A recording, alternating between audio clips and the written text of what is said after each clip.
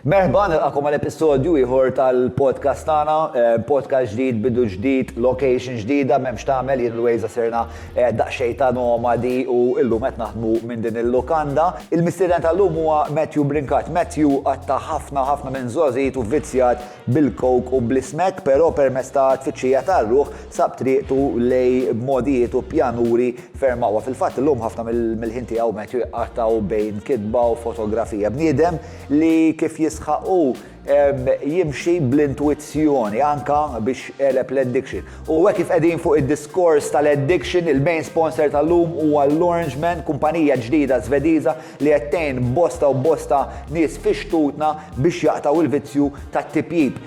Jekk iżur is-sit tagħhom orangeman.store hemm se ssib bosta soluzzjonijiet għal din il-problema li tant uħud għandhom minn snus Svediż bla tabak, sticks li għandhom din ix-xejra ta' sigaretta allura inti xorta tħossok biex għandek sigaret fidejk u issa non prodott ġdid ukoll forma ta' inhaler bla tabak, bla vape jew duħan. Importanti ma' checkout tiktbu John Mallija biex tkun tistgħu tgawdu minn skont 20% fuq l-ordni. E-cabs huma ovvjament bit-trasport uffiċjali ta' dan il-podcast jaslu fejk fl-inqas ħin u bl-irħas prezz. Inseri wkoll għal-Valletta Glass, intrapriża Maltija li la taħdem fil-bċejjeġ ta' dekorattiv tal-ħġieġ fil-fuq minn 52 sena għal daqsnant jekk qegħdin tfittxu xogħol ta' din ix-xorta nħeġġitkom li żurhom jew fuq il-medja soċjali jew nkella fil-ħanut tagħhom ġewwa Taqali Crabs Village.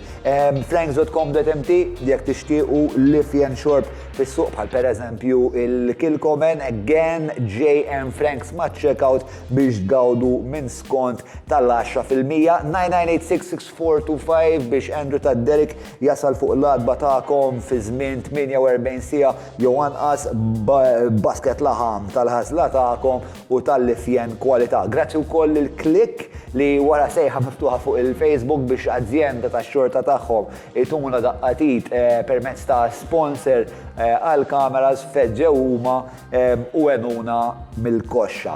Grazzi Click, dik hija l-introduzzjoni mitmuma, ngħaddu issa l-episodju ieħor tal-podcast ta' John flimkien ma' Matthew Brinkat.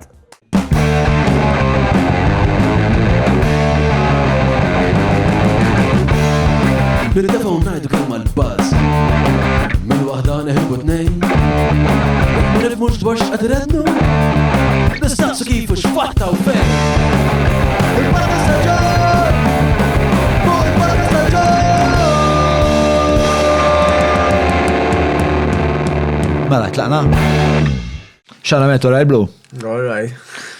Mela, l-lum għandi filina ħajkun podcast pjuttost faċli għalija, xrejt il-videos tijak u vera taf titkellem u għandek idejat vera ċari u minn kelli kultant tajt affarijiet li ngħid istra naħseb hawnhekk ħajħelu, ma teħelix istra, ikollok vera taqbad modija oħra interessanti, modija wara modija. Per nibdew narfu s-segwaċi l-istorja tijak, il-ġrajja tijak. Jena naħseb speċna punt pivitali mill-ftit li nafa xin, rajt ftit il-website, kellimna ftit il-biraħ, pero rrit nżom kollox frisk, allura man dagħajċ, ma skrutinizzajċ iż-żejjed. Pero għalija naħseb il-turning point kien meta kont qiegħed il-ħabs. Nimmaġna isu l-minem imbidel it-traġett ta' ħajtek, għandi żball? Le, naħseb kien major turning point għemmek ġiviri. Kont għalla volja proċess ta' qablu, 13 sena fi triq, fuq l-eroina tipo kienu għedin wasluni għal-emmek u koll. Unbat il-ħabs prof da dak il-periodu bej kontrastu ieħor. Kontrast għad-lam għad-dawl. U l-ħabs kien fin-nofs. U istija 13 sena għamilt fuq l-ismek minn? Kemm kellek meta bdejt? 22 xaħġek, 22. 22, alright, ġiri l-ħabs mort meta kellek 30 xaħġa. Mux taqsek tajjef Il-tajna mela bro, il-tajna. 33 Ximkien bej 32 40 xaħġik. U meta tajt kienem din il-laqa bej id-lam u id-dawl. Ġifieri fil-ħabs intbaħt li qiegħed tipo f'nofs like a fork in the road u trid tagħżel. Kont naf li ħan nispiċċa l-ħabs. Allura, meta spiċċajt il-ħabs, kont ġiġa kelli kienu wieħed mill-iktar fażijiet empowering tiegħi li kont naf x'qed nagħmel, kont naf li ħan nispiċċa l-ħabs, isni ħadd responsabilità ta' ħajti. Da li għamilt da żmien kollu, irid inħallas għalih. U ħanħallas għalih, imma naf li meta noħdu responsabilità il-ħajja ħadd ixxiftija. Meta spiċċajt il-ħabs, ħassejtni liberu ħafna, għax ma bqax fil-gaġġa ta' droga, li kienet ħafna iktar għar. Allora meta kont il-ħabs, bdejt nirreabilita ruħi, billi naqra, billi nagħmel il-ġim, niekol, nara dokumentari fejn nista' dawk l-affarijiet, ġifieri. U jiena nirrifletti di natura u l-ħabs provda dak il-perjodu fejn kienu kolli ħafna ħin ta' riflessjoni. Ġifieri, fuq xiex tħalt il-ħabs? Ser. Fuq ser. U nqatat kontrik jew favorik? Le, l-polizija ma rridux jitfawni il-ħabs. Missieri kien qatani mill-indirizz, ma kellix fejn noqgħod, u l-polizija qalli jekk m'għandekx fejn toqgħod, ħajkollok toqgħod hawnhekk. Imma dawk l-affarijiet ma kontx qed nagħti għashom, ġifieri I was more looking forward on how to ikolli dik fil-ħabs, rajt, issa jgħatawa kuda għaxek, ġifiri ma konċet nagħti każ. Ma nafx xed nifmek sew, bro, ġifieri. Inti tajt li tul dawk 13 sena tal-ismek kien hemm punti fejn jekk hemm nixtieq minix qiegħed taħt il-jasar tas-sustanza, wasalt hemmhekk u mbagħad il-ħabs tipo ddivorzjak mit-tentazzjoni u mill-possibilità li ssib ismek għalkemm naħseb fi żmienek il-ħabs smek kien hemm naqra mhux ħażin, ikkorreġini jekk sejjer żball. Jekk kien hemm qasnaf. Ma fittixtiex. Għax ma kienx fil-frekwenza tiegħi. Imma meta provajt nieqaf dawk 13 sena, isu ma kienx hemm ix-xewqa vera, iktar ħabba ħadd ieħor jew biex insommi x-xogħol jew ħabba tal-familja jew ħaġa jew oħra. Allura isni nagħmel xi ħaġa nieqaf perjodu ta' ftit ġimgħat jew 6 xhur taf kif, imma mbagħad dritt għalija mal-ewwel. Imma mbagħad kif beda dieħel kif qabżu 30-ijat, bdejt inħossa li dina u għalija. U bejt tibda tissarrenderi aktar għalija, li dik ħajtek issa daqshekk. U bejjem xi ħaġa li trid tiġġieled. U mbagħad il-kokaina bdiet tinbih bil-pakketti, mhux bil-gramem, u kienet ħafna iktar aċċessibbli għal kulħadd. U kien hemm ħafna nies li mill-iżmek qalbu jieħdu l-kok bil-pakketti żgħar kienet taf fordja. U jien kont wieħed minnhom. U l-habit kiber ħafna f'salt. Naf kif għax il-heroina kont tixtri 6 pakketti 2 tuħu daqqa u l-esta l-ġurnata bl-heroina titwaħda oħra il-kok. Il-kok tit oħra. Topa il-ħin kollu. Il-ħin kollu. U l-kok kont ixbidat tfaqqaħħa tbejjeba. Kont tfaqqaħħa. U jidher li meta tfaqqaħħa il-pjaċir huwa biex taqqa' 10 darbit ikbar. Ma tistax tiddeskriv mal-ewwel instant. Instant surge of euforija, Imma mbagħad wara tiġi l-paranoja, il-biża u ħafna mal-ewwel wara. Gaġġa.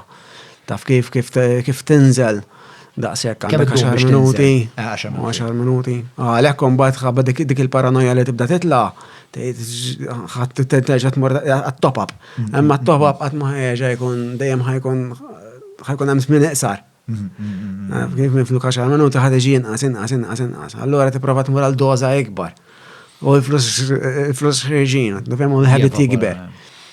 Allora isni nara ma stax nafas bil-pedala tal-break, ma stax nieqaf, għafast il-gas, tessa jew ħabs, jew fitriq, jew mewt. Mbagħad meta ġabruni l-pulizija, okej, ħabs, issa naraw nibdew nirriabilitaw u naraw x'ħajġri. Traben. Vera attitudni speċta stramba li speċta issa ħanuħoda sal-estrem tagħha li tista' tkun, naraw fejda l-estrem wassalni u minn hemmhekk nirreaġixxi. Imma dejjem fis-sens, f'moħħi dejjem hemm l-għażla li tajt nasal il-ħabs u l-ħabs infittex iktar smek. Jossu dak iż-żmien li smek ma kontx. Irrid nieqaf. Rid tiegħek. Qed nafas il-gas biex nieqaf. Issa kif ġabruni l-pulizija, daqshekk waqaft. Naħseb li viċċju tal-coke u viċċju tal-smek nafs il-coke inqas cost effective li naħseb tul il-ġurnata min jaf kemm trid coke man. Ninkollu kont noħroġ mix-xogħol, nerġa' skuża oħra biex noħroġ mix-xogħol u qabel ma mmur id-dar u nerġa' nidħol norqod, nerġa' nqum. Ġew sejjer, Mhux biex nistaqsim mistoqsija għal xara banka ġenwinament interessat, kemm kont tifqa' flus kuljum? M'għandix idea. Jew biex inkunu vera sensationalists, kemm l-iktar li qed tinfaq f'ġurnata fuq il-coke? M'għandix idea, x'kont intiħ ġieli kont intiħ xi affarijiet u nixbarhom wara, imma kelli paga tajba dak iż-żmien. Forsi kelli xi rib ma nafx kemm kelli paga nsejt. Għax letteralment kompletament ħajja oħra. Imma ġifieri mbagħad ovvjament sbagħlek speċjajt fil-nisra. Ma kellekx. Il-habit tal-eroina żammejtu għal 12 sena, okej, cool and relax, taf kif biex xogħol b'kollox. Imma tal-kok. Tuħu tfaqqa kuljum u tmur għax-xogħol? Ija. U n-nis ma kienu jintabħu li jgħasmek jgħadek. Kienu jintabħu, imma inti għattejx il-gidba li mux vera jgħatek u t-tbellaxħa l-ħattijor, t-tbellaxħa li jgħakin nifsek, reċ ta' s-xieħa. Ġil kien jgħidu lek, Mert, għalfej jgħasmek jgħat l-lum, u risposta tijak xkien. Le, ħafna minn nis ma mandomx il-bajt li jaffaċjaw, fimt imma jena nintinduna li, għarajt, l-lum indunaw, allura min jitbiet, min jġib ċertu mod, u ħafna minn, fimt. Xol kont għamel? Konġa fabrika. Max kont laqt minn xogħol li kont manager ta' ħanut tal-computers. Ok. U kont nalaq il-ġurnata bil-flus fidejja u darba minn l-vizzju qbattu minn hemmhekk. Il-vizzju qbattu minn hemmhekk. Imbagħad qed tawak ħan nispiċċa ħażin. Ħajkolli da flus fidejja, għadha petada l-ħebit ħajikber għax kont determinat li oġbitni l-erojna, kont determinat li għan nidħol fija fulon. Dawet nej ma jmorrix l-imkien. Għan nitlaq da xol u għan sib xol ġo fabrika fej jemmon għamilt minn sijat, barra bid-daq, tiġi l-paga u daqsik. Ma xwassal biex tuħud id-deċizjoni għax kienet kollok għax kienet kolli flus fidejja. Għet jaxħan nibda. Ġanki responsabli spiex, da? Li mux li tipo l-junkies kolla li konna. Ma d-nix namela, ma ġili għamilta ma junkies, spiex ta' dawk il-flus kolla fidejhom għalihom kienu d-diggal mantalla spiex ta' għalik kienu problema. Spiex ta' jafu jiftħulek bib xejn sabiħ. Wejs, ġibom li dawk il-panadoz għax għandi f'daqqa wahda minnajnija ħiraċ muħħi madonna. Skużani, bro. Sewa, mela, wasalt il-ħabs intbaħt li qiegħed spiex ta' fuq din il-linja mirqiqa bejn id-dlam u d-dawl. Fil-fatt l-organizzazzjoni jekk jisimgħu wkoll tal-ħabs midlam mad-dawl. Kont parteċipi fiha din l-organizzazzjoni jew? Le, kont attendejt xi meeting tagħhom wara li ħriġ mill-programm, imma ma kellix feeling li twassal imkien taf kif. Ma kellix rizonanza, xikħanna l-għal bdejn niprofa nid-dubattu l-kelma resonation, ċekja, r-izzi, Le, ħafna drabi nitfaħħom Super 5 u naqta, għandi fortuna lingwistika. Umbaċ, tipo, x'passi tiħu xi kwalità ta' passi biex ittejjeb.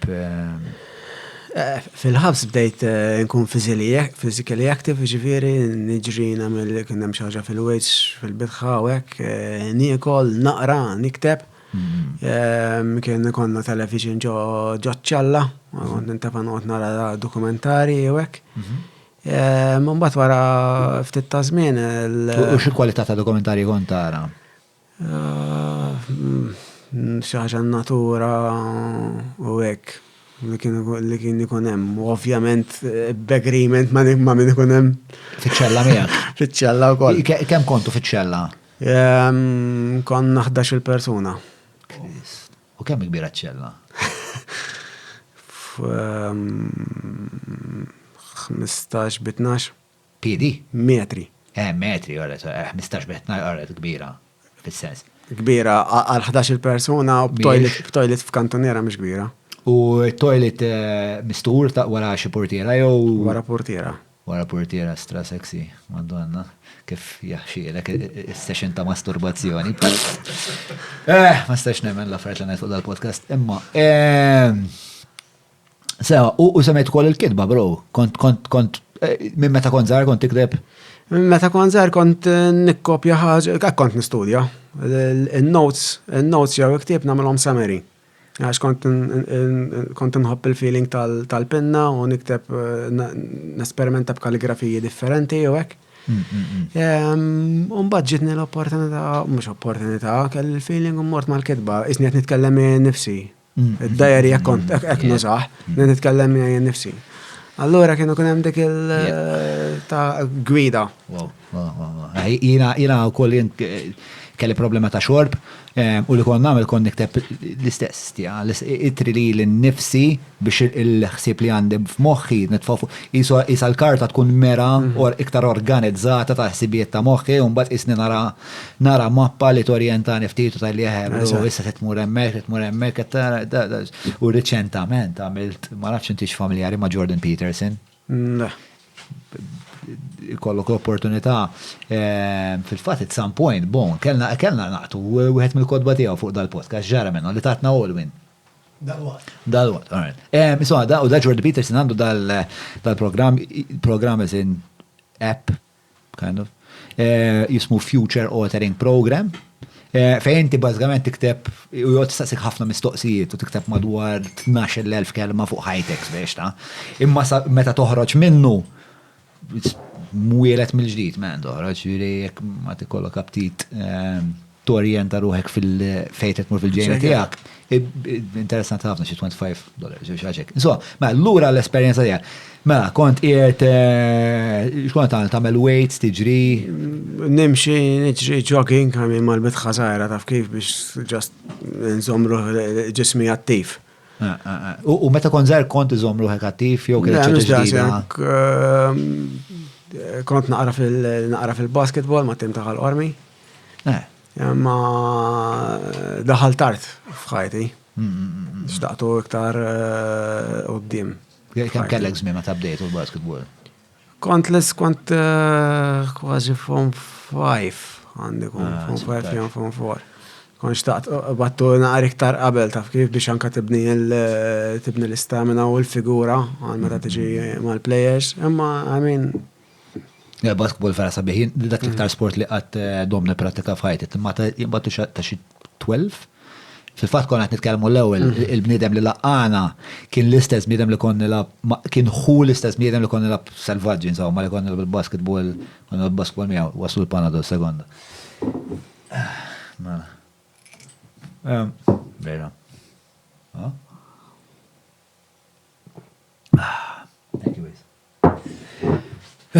Allura, mbagħad kif bdew jitjiebu l-affarijiet tipo fil-ħabs?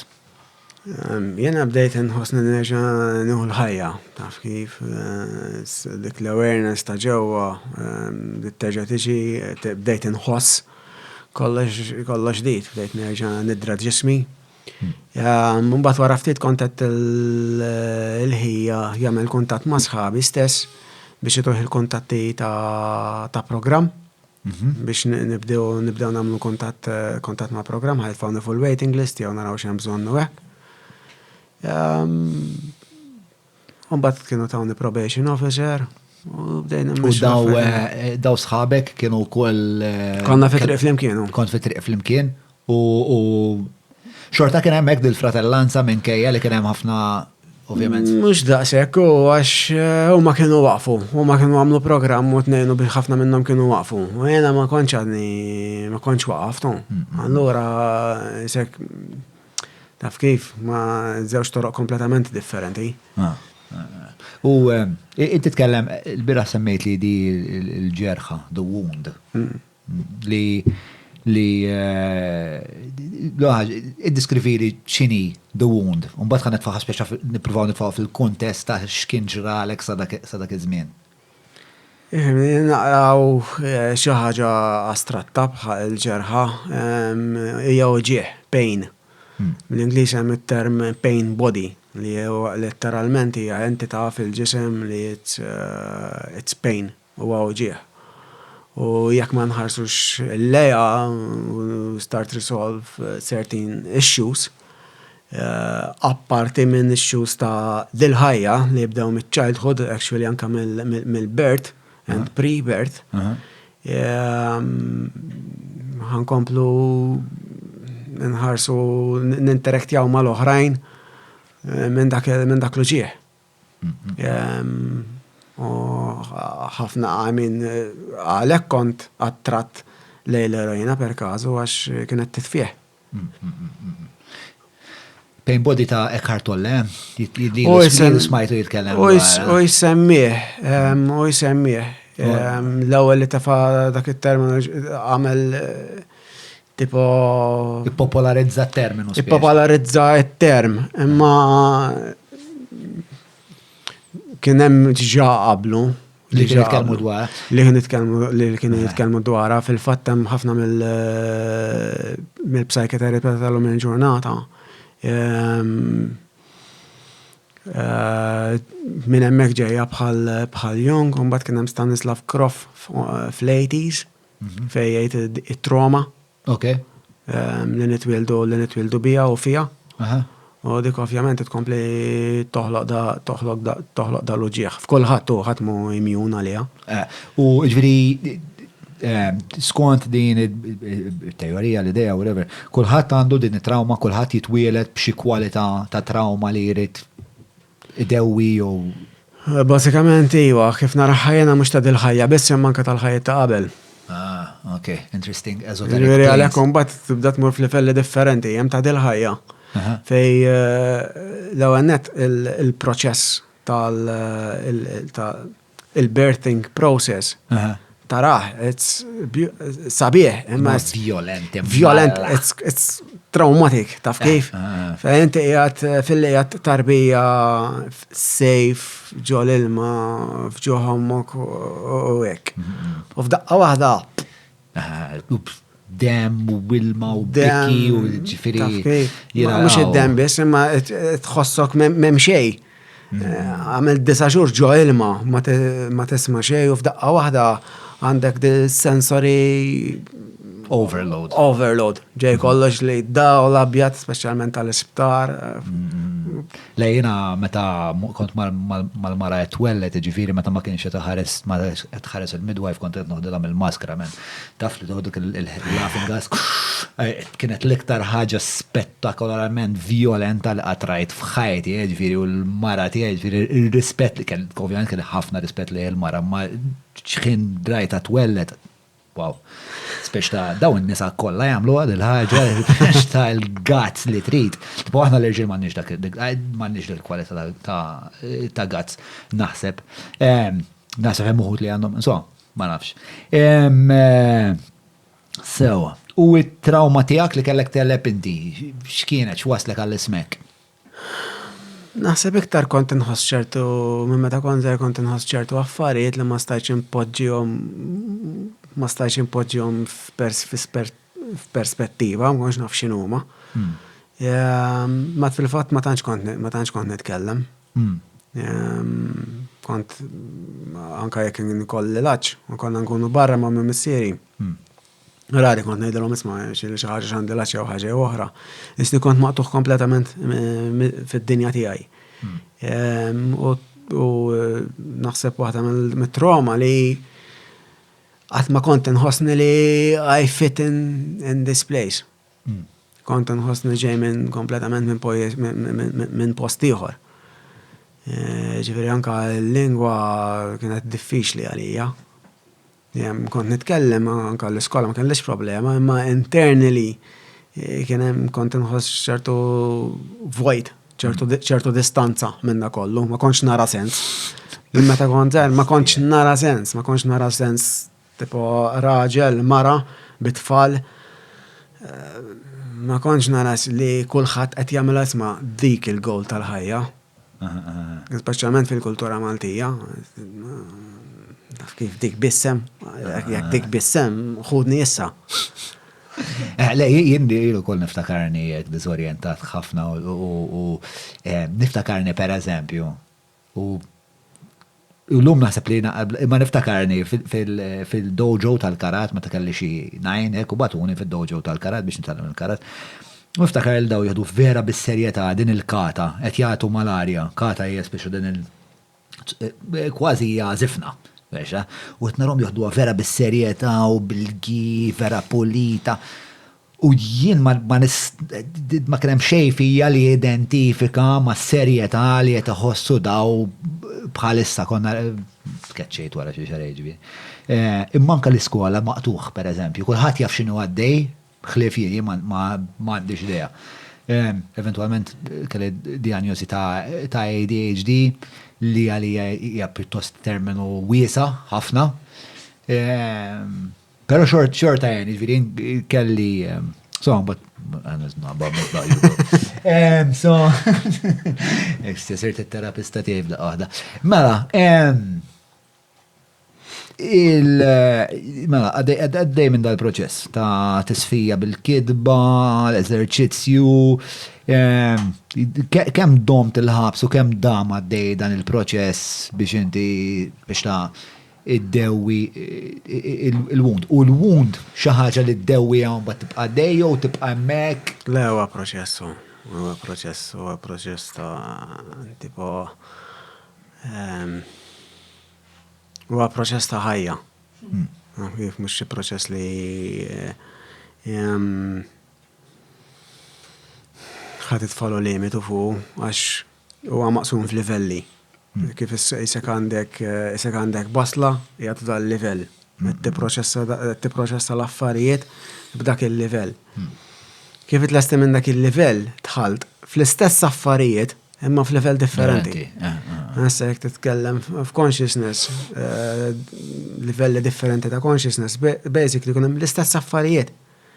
Imma l-level tijak ikun either restrict, jgħan kallaw jesa. U deep, jena nejdlu deep. Iktar ma tmur fil-font, iktar l-affarijiet ħataraħom il-finizza tal-affarijiet, il-trickery tal-moħ, tal-ego, tal-emotions, daw l-affarijiet kollha.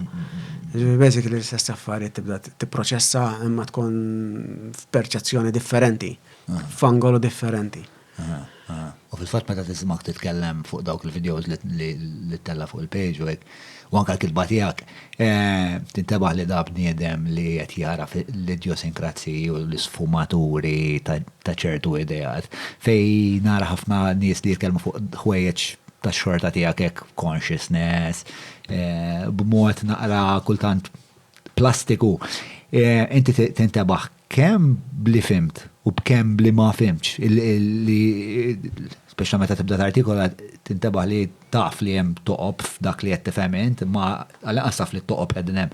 Ħafna drabi nisma' ħafna nies jitkellmu fuq dal-ħwejjeġ hekk eżoteriċi u spiritwali b'mod dak il-feeling ta' plastic ġejja xi ikun hemm nuqqas ta' esperjenza.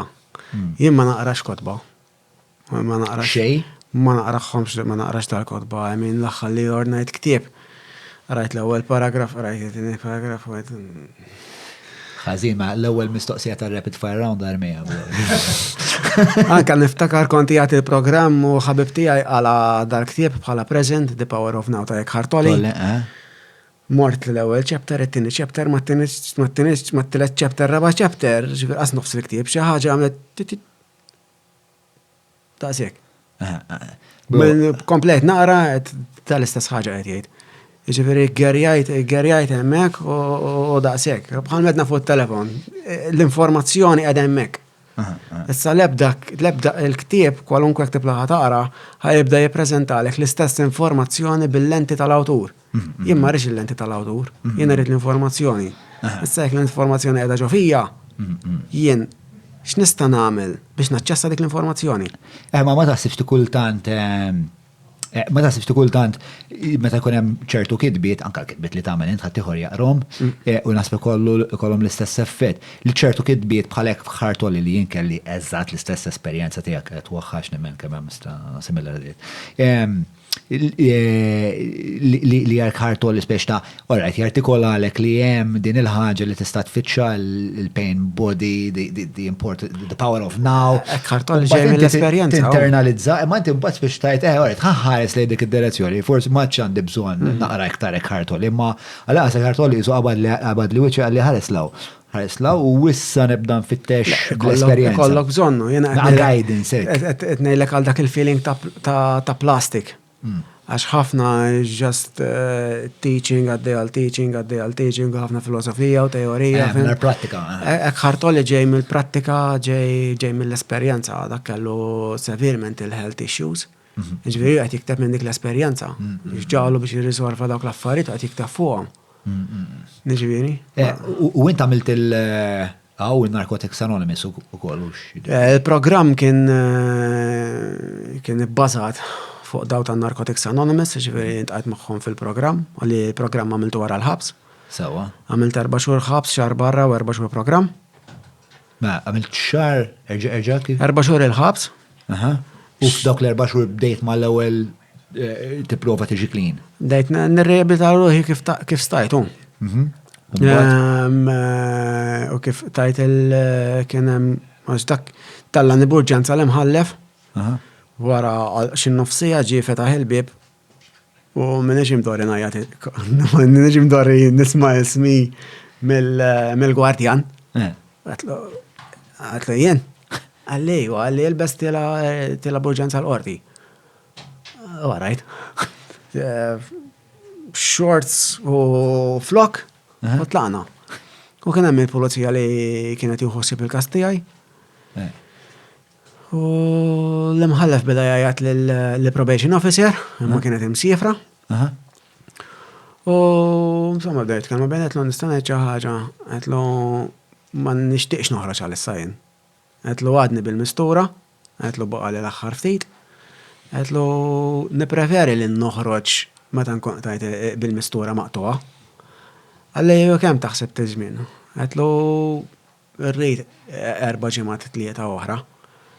Għalli għarajt, għalli ma lissa namlu kontat ma' probation officer biex tiġi ta'mel review miegħek il-ħabs u hekk u noħdu għamin hemmhekk, insomma kontat hemmhekk.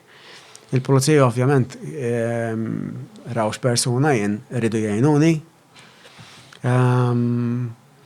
Mbagħad ovvjament il-metadon kienet nisla bil-mod ħafna, u diġà kien ġej is-sik. Meta taġi fi ġejsik. Għax meta tibda tbaxxi d-doza tal-metadon, għax ma tkunx biżejjed għalli jkun hemm. Tibda kif il-withdrawal tal-metadon għalfej spjegali vera il-metadon hija replacement tal-eroina, xi ħaġa iktar nadifa, imma il-ġisem xorta dipendenti minnha. U għalek iktar nadifa, mux iktar nadifa, għax ovvjament l-erojna ta' triq fija balla ħmieċ u għalla jaf xikun fija. Il-metadon kienu fintaw għal-Ġermaniżi fit-tini gwerra dinija bħala replacement tal-morfina. Ġifiri daqsek hija b'saħħitha. U basically qed jirreplacejaw lek sustanza ma' oħra. Imma fejn inti m'hemmx il-periklu li tneħħi fejn inti tista' tibda tgħix ħajja naqra iktar normali. Imma xorta l-aħħar jekk jitnaqqas id-doza jew hekk jibda ġej is-sik. Għax il-ġisem għadu ma tnaddafx. Jibda ġej is-sik x'jiġifieri. Balla u ġieħ fl-għada, xeba bart, jisom nemel, jidru jew jimxu taħt il-ġilda ma kull imkien. Hija forma ta' trip psikadeliku dan nemel jew le, il-reaction tal-ġisem mingħajr is-sustanza. U dal-feeling tan-nemel minn fejn jiġi? Ma nafx minn ġol ġisem. Ma tafx x'inhi reaction bioloġika jekkux tipo ħaġa fid-dem, fin-nervi turi ma. Le, ma nafx, hekk tħossha imma u ħafna restlessness. U ġieħ, spasms u restlessness ġol ġismek kollu. U xismu inti kem dom tsik, għanabdew minnem. Jena kif dejt ombat rajt li rrit naġġel iktar biex naqqas il-metaton. Ma bdejx nixroba kollha il-ħabs biex naġġel iktar. Ombat kien hemm minn uffiċjalla miegħi jkollhom balla pirmli u dejjem jaħbuhom u hekk. Għalu li tipo għandek il-gazz, kolħad ġej per kasu okej, għandi di issa l-lejla ħodi biex torqod, u kolħad ġej bil-pirmli biex xejnuni. Imma xorta kontet niġiġik, imma bqajt n-naqas. U kem dom ta' dejbi għaddi blada mbjuġġa, kont remetti u għek nemma? Le, mux nirremetti, imma diffiċ li biex torqod bil-lejl, ma kważi ma torqod ċej. Isu wara ġimma wara, tajta ġimma wara ħrixt, għara ġajjat li, l-istess tlajt bil-istjut missieri biex l-ek u għek, jinsik mejjet, nistenna fl-awla u għek. Emma mbagħad is-sickness tagħha għamilt sa programma, għamilt sa xi tliet wara da s-sickness dejjem jinżel ftit. Dejjem jonqos l-intensità. Is-sickness tal-metadon għandek xhur għaddej minnu. Fuq missierek tikteb li dejjem speċta li l-kulħuk trattakom ugwalment, dejjem stinka biex intom ikolkom edukazzjoni privata. Imma mbagħad li qatak mill-indirizz. Tipo xabbajtu għal dal-ostja daqsik. Qatt ma stennew li t-tifel ħajamel dawk l-affarijiet, u mbagħad speċjalment meta srat. Naf kif? U kien ċempel il-pulizija. Ġew il-pulizija ħaduni mid-dar. Imma ħajti bis-saħħa tiegħu. Naf kif u għamel ġifieri nirringrazzjah minn qalbi bħalma l-aħħar tkellimt miegħu, ħassejt li kelli ngħidielu nirringrazzjah li ħadak il-passu għax ommi ma rriditx ġifieri biex ġdieda ma' ommi. Imma nirringrazzjah li ħadak il-passu. X'kont srat? Deb mid-dar. Kont sraqt id-deb mid-dar, qabduk, beħejtu, u missirek qabdek u ċempel il-pulizija, sraw ħarkuk. Ġviri, ma nafx, jek tistax ta' dal-parir, spieċna, ma jek hemm ġenituri li għandhom edin fid l-istess situazzjoni li qed missirek, għandek hekk parir għal-jom jew. Diffiċli, imma huma fil-terapija għandhom tough love. Jekk ma jkunx hekk tkun qed tissostni l-ħebit ta' tfal. Jien kellim issier, ġi għandi għax kienu jaraw l-istorja tiegħi fuq Facebook u fuq television. Ġi missier, id-dar tiegħi għandi għawdex mal-mara, mat-tifla tiegħu u man-nepotijiet. U poġġi għedin nitkellmu hekk għax għandu t-tifel. Għalli ma nafx ħanamel. Għalli ġejt għandek biex ittini parir. Għalli għax jena t-tifel l-istess, għalli juża snin, għalli jena għandi tfal oħra jiexu d-dar, għandi t-tifla għandha tfal jiexu d-dar. U ovvjament t-tfal l-oħrajn qed jgħidulu ma nistgħux nibqgħu ngħixu hawnhekk għax l-affarijiet li qed joħloq id-dar. Għetlom, jak ma mux tipo ċempel il-pulizija u titfaw il-barra. Għalli kien f'punt li imur ma t-tifel jixtru droga jaqasmuha f'pakketti doses ta' kuljum jitieħ id-doza tiegħu biex ma jdejja il-ħadd id-dar. Biex ikun kwiet. Ġen. Il-mara tiegħu ma rriditx, il-mara ta' dar-raġel, għatlu ma jistax ikun komplu sejjen hekk, ġifieri il-mara tiegħu kienet in-naħa l-oħra, u l-missier qalli issa jew. Il-mara x'qed tagħmel? Il-mara titfgħu il-barra, ġiblu l-pulizija u jitfgħu il-barra, għandek jgħid titkeċċih it-tifel. Naf kif qed jaqla dak l-inkwiet kollu, xi ħaġa trid issir. Li dik ikun ma minx hekk missieri Kristo jaffejqiet l-lum għadek probabli Kif, ġifiri. forsi fl-istess triq jew mejjed.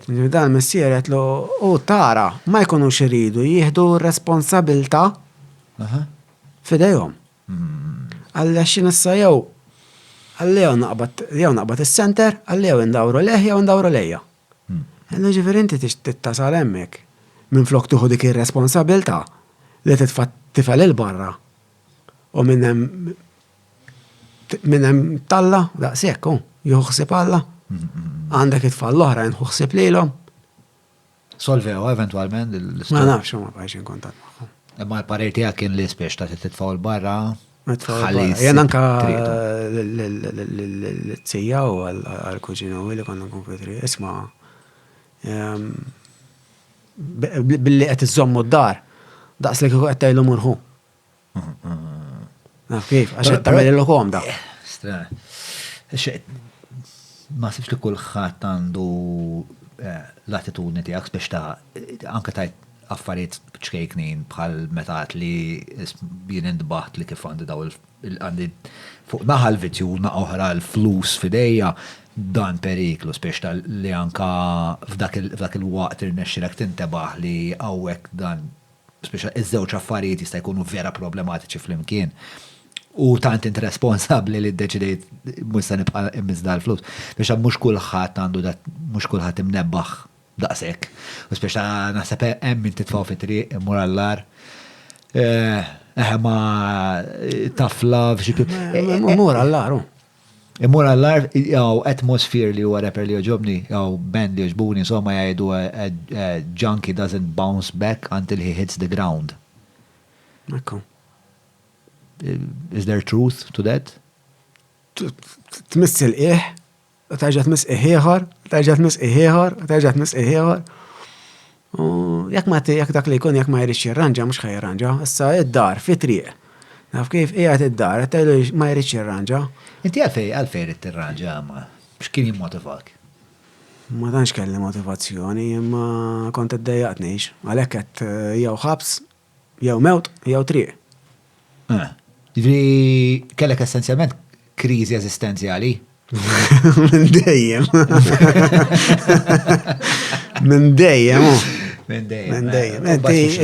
Illa ġdida bl-ismek. Inti isek bħal metlek, kompletament ġej minn dinja oħra. Hawnhekk għalija xejn ma kien jagħmel sens ta' meta kont żgħir. Kont nara n-nies il-familja miġburin u jitkellmu u tipozzijiet u jiena. Fuq xiex kienu jitkellmu hekk it-tijiet? Fuq li kienu jitkellmu ma kienx jagħmel sens, ma possibbli m'hemmx affarijiet iktar fuq xiex jitkellem fuq dawn l-affarijiet li qed nħossu, possibbli ma jħossuhomx dawn l-affarijiet ma jistgħux jitkellmu fuq dawn l-affarijiet.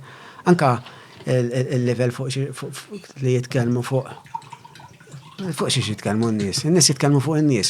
U fuq dik u l-oħra u x'ġara u ma ġarax u jiena dawk l-affarijiet għalija ma jagħmlu sens li noqgħod nitkellem fuqhom. Għaddi kif kelli konflitt żgħir mommi fuq hekk.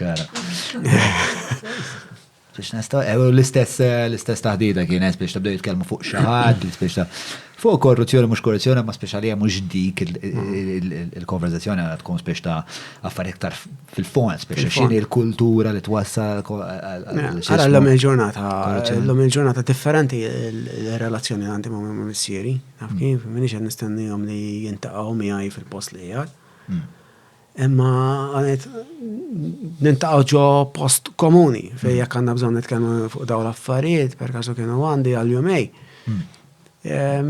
Ħassejt il-bżonn imbikkem kont ġurnata imbikkem ix-xogħol, naf li kien hemm ma' missieriet laqgħet jitiraw dawn l-emozzjonijiet. It's about time nimpoġġu bil-qiegħda fuq mejda u nacknowledġewhom dawn l-affarijiet. Daw l-affarijiet x'huma x'emozzjonijiet? Bħal nirringrazzja lill-missieri li għax huma jkomplu jġorru il-gilt. Qedlu ma rridekx tkompli ġorri l-gilt li ġibt il-pulizija lili għax salfajt li ħajti, ngħidlek li grazzi.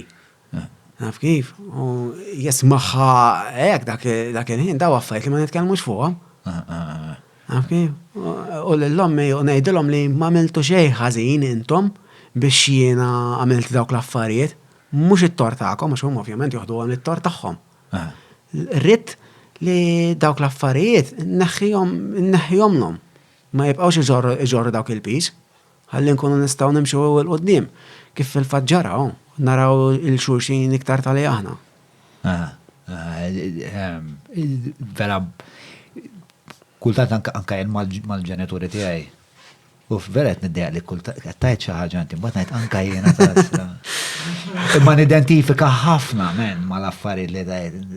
U meta taqbad daw il-momenti u tinstanzjom f'konverzazzjoni daw l-emozzjonijiet u titfaħħom fuq il-mejda u nibdew nħarsu lejhom b'mod tridimensjonali kollha. Hemm ħafna saħħa. Issa bħal li mhux għax strank, bdejt stranka jien. Kulħadd hekk. Allura għalfejn nitkellmu fuq da biss u magħluqin biex nitkellmu fuq da. Taf kif, ġifieri xi ħaġa qed iżżommna. Għalfejn għandek immastra, m'għandekx għax tidher li ħsibt ħafna fuq għal il-ħaġa. Għandek raġuni. Speċjalment bħala kultura m'għandniex nsejħla emotional intelligence, taf kif? M'hemmx dik il-komunikazzjoni u l-ispiritwalità f'pajjiżna xi ħaġa ġdida. Ġejja minn kultura ta' reliġjon u suppression u ma nafx iktar. Naf kif? Meta sifir pajjiżi oħrajn, omma komissierek hekk, minn meta kont żgħir kien minn fuq dawn l-affarijiet. Bħal xiex? Spiritwalità, ruħ, enerġija, dawn l-affarijiet. U aħna s-sajfas m'għandekx l-iskola titmur qoddis bil-fors. Jena ħos li hemm element spirituali fil-kristjanizmu u ġilt għajt ma' saċerdoti anka bjenu nikber li kellhom hekk naqra intelligenza spirituali. Per eżempju, hemm fader juħsib ma' Father Mark juħsib tal-frate Jakoba. U meta beda jkellimni dal-osra Father Mark u jiena kont għaddej mill-ġija speċa spirituali tiegħi. Nintabaħ li da, inti għanna mintix saċerdot kristjan, buddhist, bro, staff spiex ta' tipo da kull filgħodu jistembaħ, jagħmel sija meditazzjoni ħares lej il-ġnien huwa estensjoni tiegħu jipprattika da horticulture. Di li jisu minar pjanar spiex ta' u anka kif spiex ta' kif jiproċessa l-ħajja biex ta' inti m'intix kristjan indottrinat? It-talim huwa l-istess tal-ispiritualità u li qar issa jekk il-Kristjanizmu ġej minn Ġesu. Li qal Ġesu u li qal Budda u li qal ieħor huwa kollu l-istess. Blenti differenti għax kulturalment kienu differenti. Imma mbagħad meta l-imperu ra li jrid jadotta din reliġjon, dak it-twemmin, għamela reliġjon u għamela arma fuq il-massa biex jiġbor il-massa, u speċjalna fejn control weapon u essenzjalment.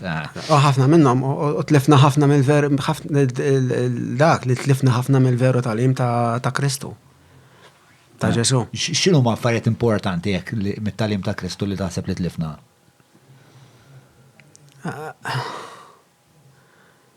Meta jgħidlek ħalluhom it-tfal jiġu għandi għax tagħhom jassaltna ta' smewiet. Bħalhom tridu tkunu biex titlu fid-dar ta' missieri. Xi tfisser dik? L-innoċenza ta' tfal. Li jridu nkunu tfal. L-tfal taraħħa ikun hemm id-development tal-ego u daw l-affarijiet kollha. U l-Malti jgħidilek ukoll darbtejn insiru tfal. Meta nkunu tfal, meta nkunu xjuħ. Għax wara ċertu żmien tintabaħ li terġa' tiġi f'dik l-innoċenza. Ġifieri bl-innoċenza dik waħda mill-affarijiet li kienet tolqotni. U oħra jgħidilhom Jannis fidi żgħira. Taħsbu li missieri li qed jitma' l-asafar tal-għaliqi u l-fjuri fil-widien mhux ħajjuħu ħsieb lilkom li m'għandux jeżes iktar minnkom. Sermon of the Mount dik. Il-fejdi, il-fejdi, ġifiri il-fejdi falla, u aħna rridu kollox nikkontrollaw u bizaw daw l-affarijiet, għax dik il-kultura li.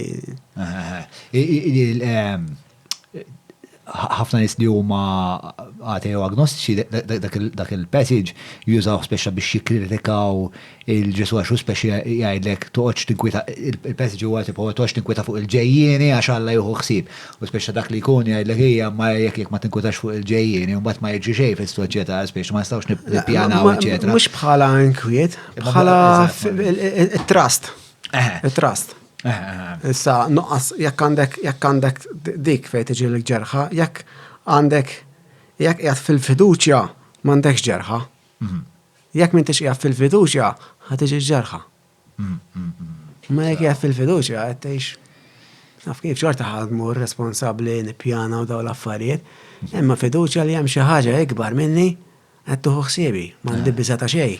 U Peterson kif da li żamejdlek l-ewwel kif jispjega jgħid spiex ta' li inti il-passage ma nafux sew ta' ġifieri, imma bażikament jgħid li inti jekk inti diġà tħares lejn id-direzzjoni tajba m'għandekx għalfejn toqgħod tinkwieta fuq il-ġejni għax inti diġà qed tipponta fid-direzzjoni li suppost qed tipponta, issa jekk għalik dak huwiex id-direzzjoni fejn hemm Alla jew it-tjubija jew is-sewwar whatever biex ta' li qed jipprova jgħid Kristu huwa li m'hemmx għalfejn toqgħod tinkwieta u tixtar iżejjed meta taf fejn sejjer. Deeper, jekk toħodha livell iktar font.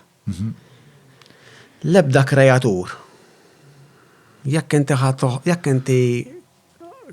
tikkreja xi ħaġa, bliema mod ħadd ħares lejha il-kreatura tiegħek. Mhux bimħabba. Għalkemm ġifieri. Alla l-immissier ħajjagħmel id-deni l-tfal tiegħu. Dik ukoll qiegħda hemmhekk, jiġifieri inti qed tant iridu affarijiet li nintilu għax m'għandix dik, u għax di ħaġa oħra. Li nħolqot ħafna separation. Jien għandi dubi pjuttost kbar fuq sipu Alla li huwa missieru ħalli. Biex impoġġi l-kliem għax bil-Malti. U mżomma minn speċa li tjara sibiti għaj jmur il-podcast ta' Matthew Grek u xamilna 3 sigħat u nofs ngħidu fuq għad il-ħaġa ġifieri nistgħu naqbżuha. Qabel ma nkomplu semmilkom waħda lill-Orange Man li jekk għalli jista' jkun minn qed isegwi u qed jipprova jaqta' il-viċċju tas-sigaretti nħeġġitkom qedlu orangeman.store li hija kumpanija ġdida Svediża qegħdin Malta issa għandhom ħafna soluzzjonijiet utli. orangeman.store jekk tixtiequ li taqtaw dak il-vizzju. Sewa, mela. Wasalna sal-ħabs il-programm Narcotics Anonymous, il-programm kif kienet l-istorja? Il-programm kont bdejt nissoċjalizza, għax kont ma nissoċjalizza naqra mhux ħażin ovvjament. Kienet xi ħaġa kompletament ġdida minn kull aspett. Kien ikollna ħafna kitba u kien hemm ħafna ħin ta' riflessjoni. Ġifieri kienet parti mill-programm li kontu tikbu ħafna? Iwa, għax huma għandhom 12 steps. U kull step kienu kun hemm ċertu qari magħha u ċertu kitba involuta wkoll.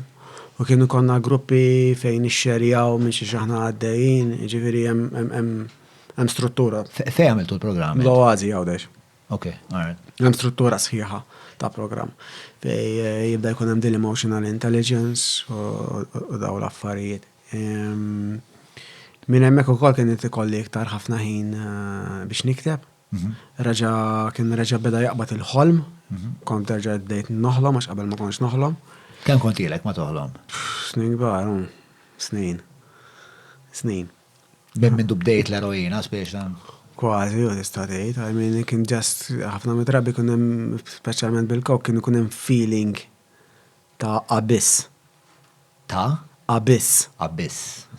Dak il-feeling kien ikun hemm. Tiġi tkun riqet u tiġi konxu. Meta npoġġi. tkun just Meta npoġġi meta nintafa fis-sodda u namera semma l-imħadda wara ftit jiġi dak feeling ta' void kbir tal-biża. U l-programm reġabet dal-ħolm ħafna mill-lili li kont isniet nara t-television. U fil-għodu kont ngħid, ok, ħana niktab fuq il-ħolm. U nibda niktab il-ħolm u niddeskrivi u bat tarba minnhom niftakar għal ofsinar. Għal-muk xi ħaġa l-ħolm hekk imma li kont tikteb? Meta kont tiktibhom? Tant kienu kien hemm affarijiet. Kienu ħafna. U niftakar jew kont niktibhom fid-dajja ta' dak iż-żmien, imma ma kontx nara s-simboloġi fihom, ma kontx nidħol hemmhekk. Ma kont tara patterns pereżempju li dejjem qed jitfetx? Dejjem kien ikun hemm xi element ta' riżoluzzjoni jew ta' ruħ, ta' soul, li kienet timmanifesta ruħha bħala mara. Ok. Mbagħad darba minnhom niftakar konti għad wara l-ofsinar, konti għad fuq il-mejda u kont qed naqra u ħassejt xi ħaġa wara dari hawnhekk, issa preżenza u għaddejn in-nanna. Kienet in-nanna tiegħi. U ġejt imbikkem u bdejt nikteb. Bdejt nikteb konversazzjoni kif qed inħares u kienet l-ewwel poeżija. Dek minn il-poeżija jew hawnhekk qiegħda? Le mhux qiegħda? Naħseb ma nafx hekk rfajtix fuq il-mowbal għax kien hemm lila. Dik kienet l-ewwel poeżija li qatt ktibt, Ktieb qatt ma kont fil-poeżija jien, imma dik ġiet espressa f'poeżija. U mbagħad darba minnhom konna qegħdin nieklu fl-ofsinhar. Ġiet wave hekk għaddit u kont ġejt fix-ċarbla sabar, qomt niġri, mort insib il-pitazz u l-bajro u ktibta. U kienet propja waħda poeżija full-on għall-addiction, addiction u salvazzjoni. Kienet il-poeżija fuq l-addiction u s-salvazzjoni. Mal-ewwel kienet ċara. Kienet ċara ġveri kemm rittu naqbad u niktibha bl-artikolar b'kollox. Ġveri ma nax noqgħod indura u kienet twila mhux ħażin, kien hemm progression fiha u kollox. U ġiet hekk ftit sekondi. Għaddiet minn ġofejka għal ġol-karta. Għaddiet minn ġofejja u mbagħad rid mort nfittex il-karta u l-bajro. U inti skontok hekk it-teorija tiegħek x'inhi kif ġrad il-ħaġa minn fejn ġida l-erf f'daqqa. Mekki għadu, tibda tneħħi dawk il-layers li jżommuk li taċċessa dik l-informazzjoni. Hemmhekk qiegħed f'moħħok jiġifieri? Kullem kien, aħna mhix il-dal-ġisem biss. Taf kif? Nikola Tesla jgħid, if you want to understand the universe, think in terms of energy. Ġifiri energetically anka saru f'daw il-machines xjenzati jaraw li l-ġisem għandu ora madwaru l-electromagnetic field tiegħu bħal kwalunkwe ħaġa oħra. Ġifiri inti għandek l-electromagnetic field tiegħek ukoll. U taħseb li ġifiri l-electromagnetic field, forsi għawek qed netlu wkoll feli li huma naqra sofistikati għal-lejla. Biex taħseb li jiġbdu ċertu kwalità ta' informazzjoni jew tista' bihom tiġbed ċertu kwalità ta' avvenimenti jew nies f'ħajtek. Kollox. U taħseb li tista' tirrikalibrom dawk l-electromagnetic fields? It's creation. Li jiġri bħal fis-sound ikun hemm distortion. Fis-soċjetà tara distortion. Mimma meta tibda tidħol ġo fik innifsek, tibda tiġi bħalma inti tirrikalibra lilek innifsek u tibda tara aktar ċarezza kollox jibda jiġi differenti. Anka l-attitudni tiegħek, il-karattru tiegħek xi ftit jew ħaj jinbidel, relazzjonijiet ħajkunu differenti, kollox jibda jiġi differenti. U d-dissonanza li qed tgħid dwarha, meta bdietek tiċċara ruħha?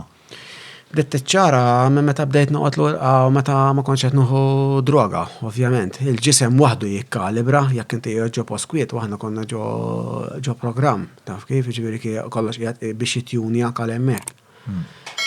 U tibda ovvjament limitat għal dak l-spektrum. Issa mbagħad jiena dejjem infittex iktar. Iktar xiex. Għax xi ħaġa tgħidli isma' hemm iktar hemm barra, it's much more broad. U fil-fatt meta il-programm kont fi step 4 u step 5 jgħidulu kelli blockage. Okay. Ma stajx niproċessa dak li kelli niproċessa. Ma stajx. Letteralment ma stajx. X'kienet il-ħaġa li kellek tipproċessa? Per każu minn ħafna mistoqsijiet kien hemm riżentimenti, rabja, conditioning, kunċetti li ma nafx x'inhuma ma stajx narhom. Letteralment isni ġejt ma ħajt. Do saqsuk jekk għandek xi sentimenti, pereżempju. Jekk għandi xi sentimenti x'nixtieq li xtaq tagħmel differenti jew ħaġa oħra u ma stajx nifhem x'inhu riżentiment, x'inhu rabja, ma kontx narahom fija. Aqas rabja? Aqas rabja, letteralment ma kontx narahha fija. Naf kif? Qatt ma tul l-eżistenza tiegħek qatt ma kont irrabjat? Ma kontx nara. Ġie darba kolli espressjoni ta' rabja per każu tkun burst, imma niftakar li kont qed nektja. Imma ġifieri kont qed nektja, ġifieri mhux vera kont qed tħossok irrabjat xi. Kienu kien hemm naqra irrabjat, imma naf li kont qed nagħmel tapposta wkoll. Iktar biex forsi tbeżza jew tkexkex jew x'għad dak li jkun jieqaf. Biex nieħu dak li rid jew ħaġa oħra. Biex timmanipula. Imma hemmhekk fl-aħħar ta' programm kont letteralment ġejt ma' ħajt, ma stax nipproċessa. Ma kienx l-aħħar tal-programm. Il-programm mhux 12 tarġa fih 12 step program. Imma ġewwa nagħmlu sal-4 u l-5. Sal-4 u l-5. U l-4 u l-5 ma. Il-4 għandek isu speċi ta' rendi kont id-dettaljat ta' ħajtek bil-mistoqsijiet u kollox u tiktibhom minn dettall. Ovvjament iktar ma tidħol in detail. Iktar ħajkollok tiddiskuti mal-counselor u iktar minn qed tikxef fuq innifsek u iktar tagħmel resolution tiegħu. Ma x'imbagħad step 5 tiddiskuti dawk mal-counselor tiegħek fej qed poġġihom fi kliem u tara emotionally kif inti fihom u hekk. No ma stajx. Mhux għax ma rridx, just ma stajx. Ma stajx taċċedi dik l-informazzjoni. Ma stajx, kont imweħħel, ma stajx nifhem dawk l-affarijiet. L-ewwel darba f'ħajti li ma stajx nifhem xi ħaġa. Letteralment dak kien l-istage waqaf kollox hemm. U l-blockage mbagħad x'għamilt? Il-blockage mbagħad fil-fatt meta ħriġ wara l-programm kelli sponsor għax inti jkollok sponsor. X'inhu l-sponsor? L-sponsor ikun xi ħadd li jmur l-Narcotics Anonymous, ilu naqra żmien klin mhux ħażin. U inti tagħmlu tipo jkun bħal counselor tiegħek, imma anke kif qed tħossok kuljum iżżomm kuntatt miegħu. Kuljum? Kważi preferibilment kuljum tintaqa' miegħu darba fil-ġimgħa tmur kafè. Tiekol ta' ħafna ħin flimkien taf kif biex jgħinek tintegra ruħek lura fis-soċjetà u bl-affarijiet li għax mhix easy taf kif. Aqqas għalih fis-sens. Għalih hu hemm ikun ix-xogħol tiegħu involut u fl-istess ħin qed jerġa' jirrevedi dak minn fejn hu ġej u anke hu jkollu l-affarijiet tiegħu. U daw jagħmluha daw l-sponsors jagħmluha b'mod volontarju? Jagħmluha b'mod volontarju. Jgħidulu service, tagħti servizz. U għax xi ħadd ieħor ikun ta' servizz lilhom. Mhux hekk. Pala sistema hija naqra perikoluża peress li speċa tiddependi fuq il-bnedmin u kultant il-bnedmin fallibli? Mhux daqshekk, xi ħaġa li tista' tiġri hu. Xi ħaġa ma naħħix li hija perikoluża, ma nużax dak it-termini. Alla volja xi ħaġa tista' tiġri, ovvjament l-sponsor ikollu l-sponsor tiegħu hekk. Affarijiet jiġru. Hemm katina, ma affarijiet jiġru għax ikollhom jiġru kollu. Forsi hemm ma nafx forsi hemm sistema iktar effiċjenti, ma nafx tax biex inti għalax responsabilità enormi għandu l-sponsor tiegħek għax inti isek nassumi li l-sponsor tħares li Tidealizzaħ ftit l-sponsor jew le mhux dik ir-relazzjoni. Dik m'għandix mhux għax hija marbuta memmek. Dik li nidealizzaw xi ħadd jew xi ħaġa ġejja deregejn mill-kultura. Mhux miċ-ċirkostanza. Ġifieri meta tkun qed tagħmel dal-programm ma jgħidulekx tipo m'hemmx din ir-relazzjoni ta' idealizzar mal-mentor l-ispeċjalist ma' da ilu 10 snin clean jekk issegwi fil-passi tiegħu. Le ħadd ma jgħidlek hekk u inti tibda tmur il-meetings u tara mal-im wieħed l-iktar li taqbel u għandek affinità u tgħidlu isma' għandek buzz tkun l-sponsor tiegħi. Għaf kif u basically ħatibqa taħdem l-steps. Bat tagħmel step 6 ma l-sponsor tiegħek u hekk. Tal-ġen. Fil-fatt meta kont wasal step 6 l-istess qed nagħmel step 6 ma stajtx. Ġifieri 4-5 irnexxielek tagħmelhom eventwalment. Imma fej 4 per każu joħdilhom ġimagħtej. Jien f'nofs ta' nar kont għamiltu. U mhux suppost. Suppost joħodlok ġimagħtej. Ġimagħtej kitba u riflessjoni u hekk imma jiena ma stajtx. Meta kont barra u kont. Allora kif imbagħad avvanzajt għas-6? Għax dak kien hemm xorta. Għamiltu xorta l-4, għamilt il-5 u l-kamsa għalli da. Għetlu ma nistax, għetlu dik li semmek nista nara, dak li għet jiġi għoddim għajnejja, ma nistax nara iktar. Mbagħad għetlu għamilt, kif għasant, namel il-6 ma l-sponsor. Emma there again, bdejtu kien ħafif, għalli fil-kas, għalli memx għalfej da' steps, għalli insommu kontattu għek, għalli ħalli ħalissa, għalli mbatt nerġaw naqbduħ. U inti ġiri kon sponsor ta' xaħati ju? Le, mish hekk. Le, għat ma kon sponsor ta' persona? Le, mish hekk, mux nħu rol ta' sponsor eżatt, imma li ħafna minnom, biċċet minnom li kont nkun hemmhekk, għax somehow dejjem wara ftit nispiċċa taf kif il-qoddim il-crowd għax kont immur ngħid il-gruppi kom dejt imma daw bir-rispett kollu li għamlu. Imma daw ilhom 8 snin clean, 12 sena clean u għadhom imweħħlin mal-istess affarijiet. Di ma ta' min sens għalija. Limit. Meta jena ġiġa għet niproċessa u għet nara li nifsi nespandi għal ximkien ieħor. U daw jiġi għawek u għet id-dejqu għax illum għadda diku kważi marjuħu għax għamel għax kellu klex ma l-emallem jew xaħx tal-linja damet maġiet. Li huma validi għalihom. Imma jena ma stajx ngħid wara 8 snin jien ħanibqa' hekk men. Ma rridx. Ma rridx jiena bdejt irrid nara avvanz. Ġittejx, mhux. Irrid ngħix, u mbagħad meta bdejt naqra meta jkollok perkasu bdew diħlin ċertu realization mit-text li naqraw li fil-ftuħ ta' kull meeting qed daw letteralment qed nipprogrammaw lilna nfusna biex nibqaw ek. Għax, okay, hi, Matthew, addict. Kull jum, addict. Minkejja li tkun clean?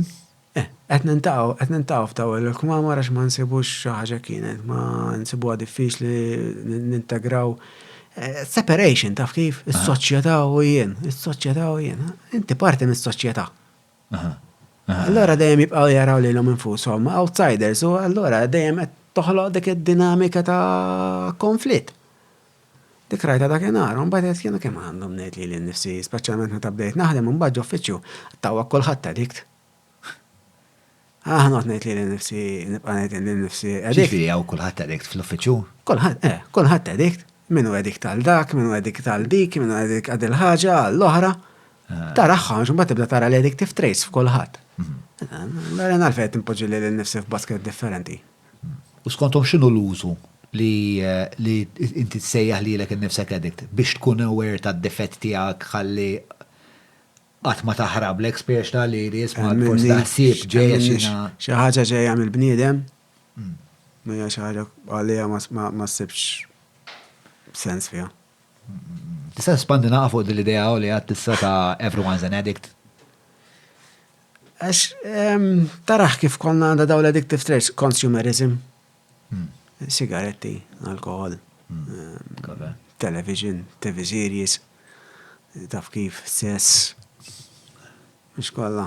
Għamin, addict, għet jimlilek dak il-vojt, għet tamen xaħġa biex jimlilek dak il-vojt, biex inti ma taffaċċax dak il-vojt, ma taffaċċax dawk l-skeletons in the closet, ma taffaċċax dak l-ġieħ, ħanatti għab xaħġa, ħamur nixtri. Pero mbagħad ovvjament hemm addictions li huma minn addictions oħrajn. Biex tali jiena mmur nixtri jeans darba fil-ġimgħa hija aħjar mill Jiena nħares leha. Skont il-livell ta' oġieħ li għad fih il-bniedem, ħajmur għal-livell ta' self-medication. Jekk il-livell ta' oġieħ huwa qawwi, ħajmur għall-eroina. Jekk il-livell ta' oġieħ mhux daqshekk qawwi, kull jum, jew kull ġimgħa jrid imur jew ma plesa xi ħaġa oħra. Dak skont il-livelli ta' oġieħ, ovvjament jikkorrispondi l-livell ta' self-medication. Naqbel ħafna ma l-ħsib spiexna. U anka li ħafna nis għandhom compulsive traits u li ħafna nis ikunu muġu għajn u spiex ta' aktar ma tkun hemm muġi. So, memmek naqblu 100 fil-100. Mela, ok, so wasalt il-6, man. Il-4 u 5 il-lapazzajtom. Jgħalf dil-kamera tara daw n-nis wara 8 snin, 12 sena għadu met jgħidu jena Antoine u jena addict, l-ideja mux bitekx, x'kien imessa lik? Meanwhile, kontent nintegra ruħi, għax jien kontent nintegra ruħi kwajt tal-ġen fis-soċjetà, kelli xogħol ġo uffiċċju xebba nisa sbieħ. Ovvjament, wara dak iż-żmien kollu, taf kif kienu jilbsu bl-uffiċċju bitka kien bil u ġej minn dik is-suppression on, qabel off, żmien kważi 35 years off, u f'daqqa on ta' 34. U jgħadem. Ovvjament, beda ġej karatru, nissoċjalizza. Banijiet, biskopijiet. U kont immur parties, ġifieri ma konx nixrob dak iż-żmien anke sigaretti, kont immur parties, kont nibqa' sas-sitta ta' filgħodu xorta u nisfen u kollox. Ġifieri ġejt għaddejt mill-adolescenza mill-ġdid, speċa, speċa għaddejt mill-adolescenza mill-ġdid. Allura għaddej minn dik l-adolescenza u mmur u jekk hemm da qed ipejjeb. Naf kif ma tagħmellix differenza jien, jekk hemm dak fis-sakra u kulħadd qed jiddamdam, ma tagħmellix differenza għax qiegħed tajjeb. U mbagħad, I mean, qed nintegra lura fis-soċjetà. Mbagħad immur ġew il-kmamar. Fej, suppost jgħinuni, u ħadd mu jintegra fis-soċjetà. Jew kulħadd għandu xi problema mas-soċjetà, jew mal-bus driver, jew ma' l-ieħor, tipo, naf kif. Jena minnaħa l-oħra għaddej għal-alla. Skopri l-ħajja bil-ġdid, Minajr vizzi. Minajr vizzi. Ma kellek ċek xi kwalità ta' vizzju dik il-ħabta? Le, għaxan ka sigaretti kont tajt. Xorab ma konx nixrob. It-fajliet n-nisa dejjem. It-fajliet at the back of your mind. N-nisa dejjem, ma mewx tagħmel. U ma, speċa kellek dil-ħaġa li f'daqqa waħda bħalma fil-fatt bħalma deskrivejt il-wilt l-ewwel li għad speċa inti b'daqqa toħroġ fid-dinja u tieħu speċ ta' overdose ta' sensazzjonijiet. U speċa għaddejt minn dal-wilt ġdid. Rebirthing process. Però kellek xitirek u kol fl-istessin kellek skop jew purament inbaħt li jisma jena l-35 sena kont immewet minn ġewwa. Issa qed ngħix dil-ħajja pjuttost kwotidjana x'milli qed tajt biex ta' ma kontx. Ma kien hemm xejn speċjali, ma naf kif kont qiegħed ferħan dak li kien hemm. Għax qed nerġa' niskopri dawn l-affarijiet ġdid u dinja ġdida. letteralment dinja ġdida, anka għal-fat għalija li qed nerġa' nħoss ċertu affarijiet, clarity, awareness u daw l-affarijiet u creativity, ġifieri. U manfusom daw l-affarijiet kienu sublimi għalik. Kienu sublimi, ju. Imma bħala.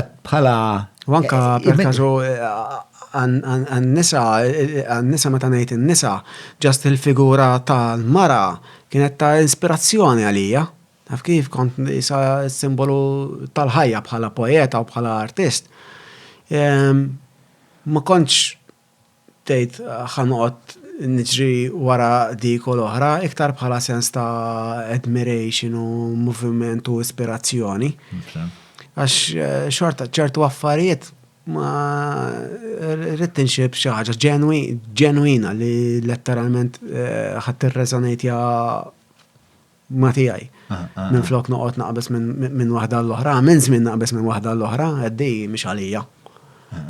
X'mhux għalik li tifrekwenta mara mbagħad oħra mbagħad oħra. Tipo wara ftit wara xi sitt xhur kon qegħdin ix-xogħol ġew b'dal-ostra Tinder. Dak iż-żmien fil-bidu nagħmluh ukoll ħabbieħ. Tintaqa' ma dik ma bagħad x'il-ostra qed nagħmel men. X'mogħġbokx fiha? X'mogħġbok? Il-ħela ta' enerġija.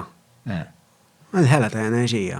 Tċetja u tagħmel tara kif ħadd titfaħħal hemm u ħadd titfaħħalaw. U waħda iva ħaf iktar lem li iva u biex tintaqa' Ma kienx tappella.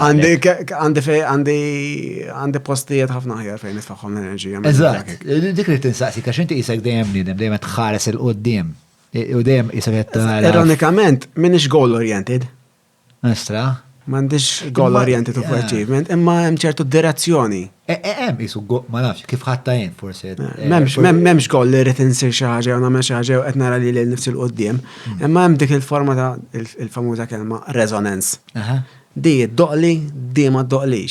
Għammur ma l-doqli. Sewa. U l-smek kienet id-doqlok?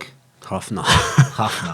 Ġviri hemm periklu fiha li tgħix bir-resonance ukoll. Għaxek l-smek kienet id-doqlok. Kienet, ma diċ. Kienet id-doqlok.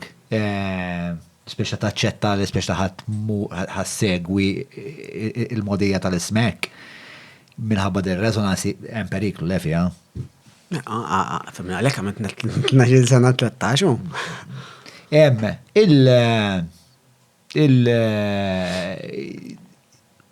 kif inti kont biex tkun f'dik il-kamra u tajt daw għadhom wara 8 snin biex għalija tajt li inti biex dik is-sentenza fiha nfisha tajt li dawnaw jimmarriċ inkunaw. Fejri tkun allura? Mux b'sens ta' arroganza, imma meta nħoss xi ħaġa li it's limitata. Meta nħoss dak il-limit, inkun irrid Til-vella. Again, bl-Ingliż, transcended. Titraxxendi. Meta nara l-limit, irrid nittraxxendih. Hekk nemxin. Ġifieri dik id-direzzjoni tiegħi. Il-limit, trascendenza. Bon, fux kemm għandek, alright? Ħuda ma dak li mnieħer daqs tiegħi għandek. Senna, resonate tista' tuża tidwi. Tidwi, ma tidwi diwja hija eku fil-verità, tidwi. M'għandniex oħra ħjar. Jiena jidher li r-risonanza x'imkien kont rajta. Mela li fik tibta vellaġġiera jidher li jekk tara Alex. Ħafna mill-kliem Ingliż inqaleb għal Malti bħal television. Ma r-risonanza hija probabbli Latina, le?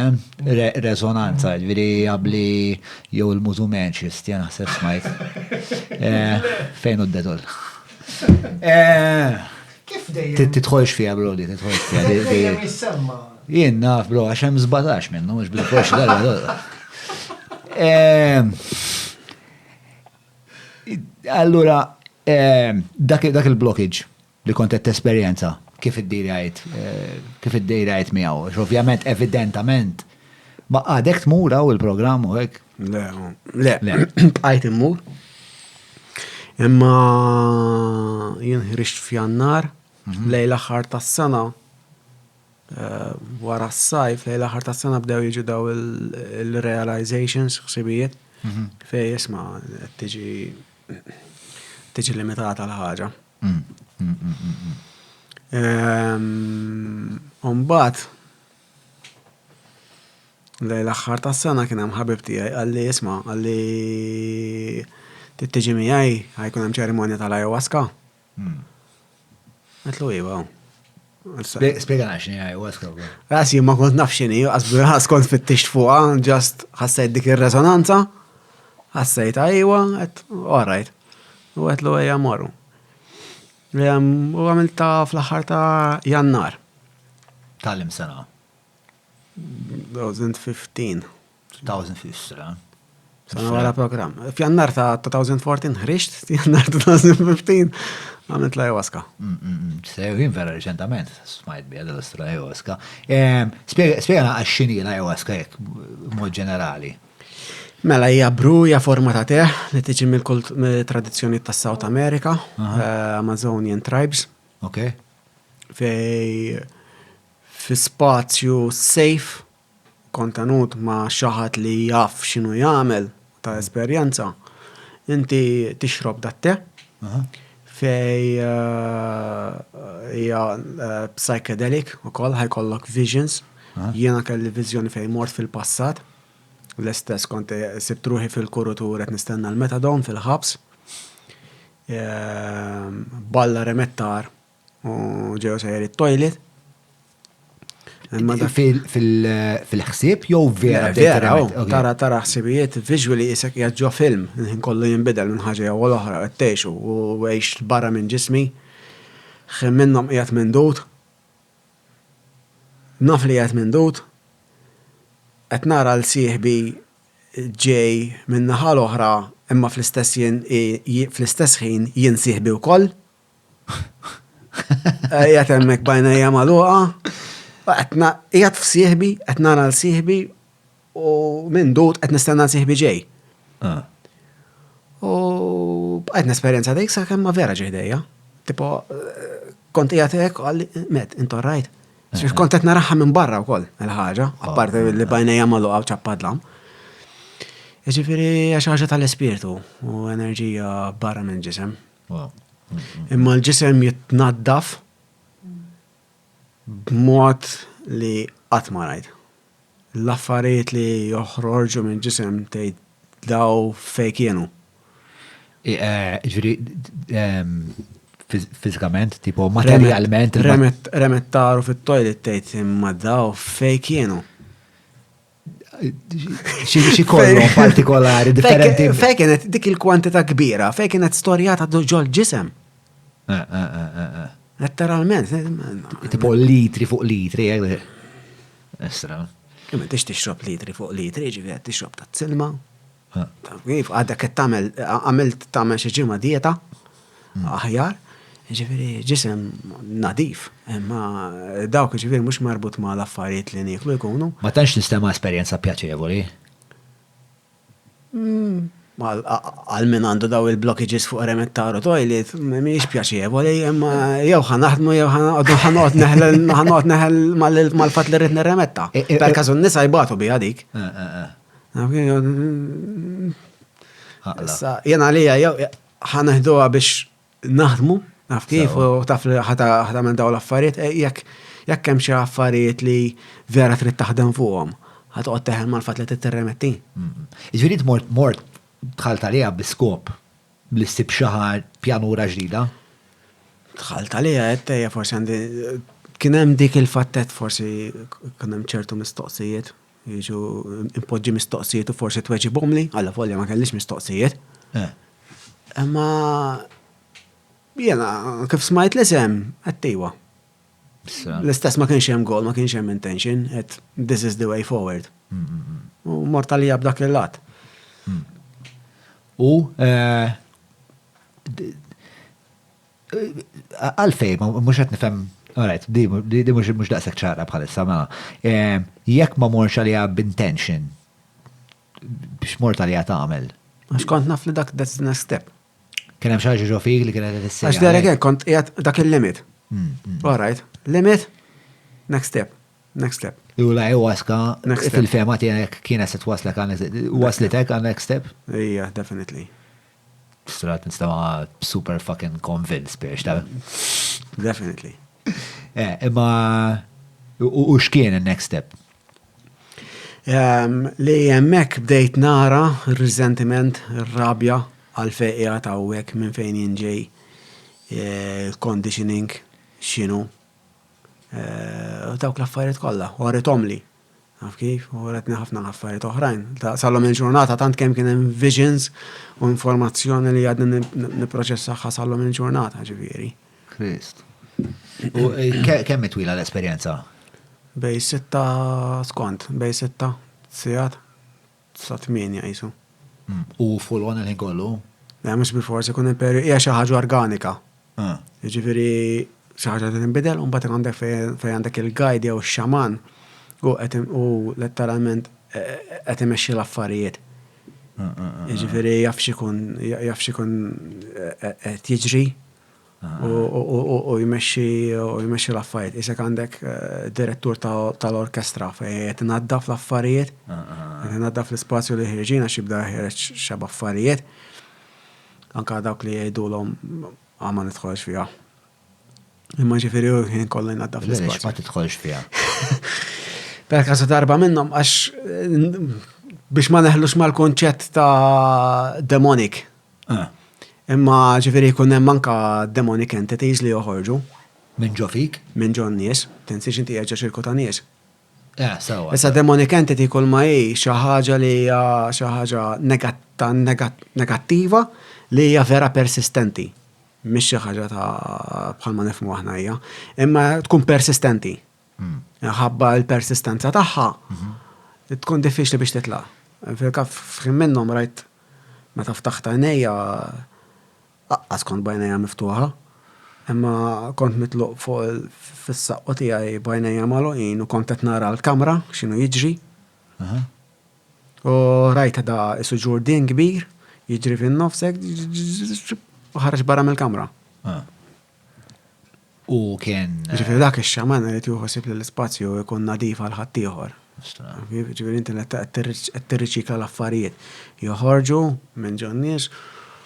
U x'sibt allura ġo fik dar resentiment, ir-rabja x'kienu? Resentiment lejhom missieri, rabja għal fejqa ta' hekk li għażilt jien dil-ħajja, għażilt illhom il-missieri biex through their physical body jinnuħu l-ħajja hawnhekk, niġi hawnhekk. Ir-resentiment. Ikkonkludejt li għamilt għażla konxan biex tiġi hawn? Jienek nemmen li aħna nagħmlu għażla ninsjaw qabel ma dak nażlu lil-omna u l-missierna u omna u missierna jażlu lilna u through each other we get into the human experience.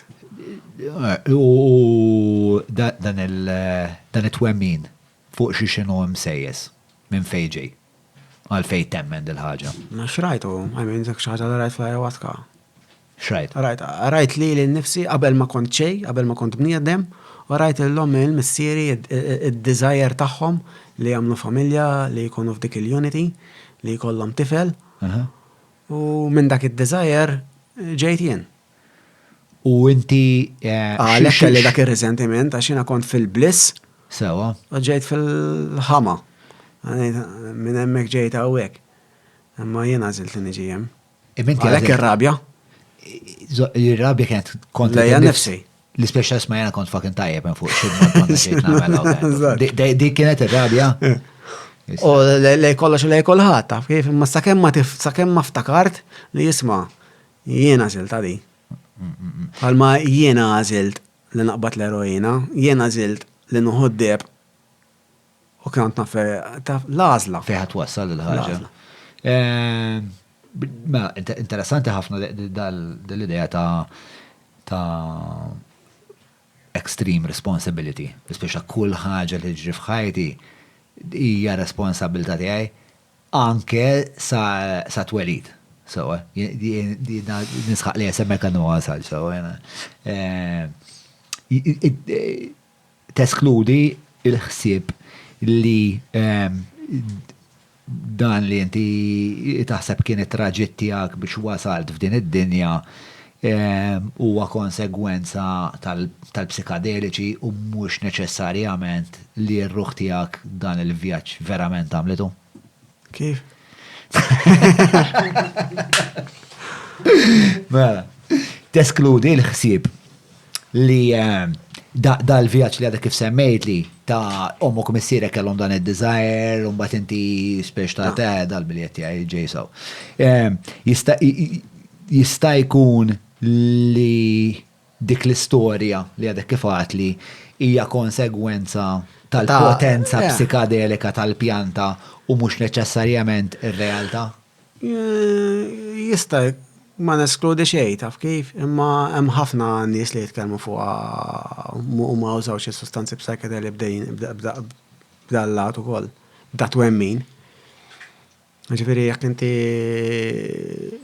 mill-Buddisti jemnu fil-past lives, taf kif, dak huwa waħed minnhom, il-choice li terġa' tiġi hawnhekk. Eżempju ieħor huwa li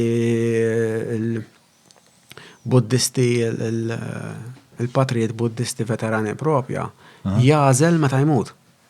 Jażelu meta jmut. Meta jrid imut imut.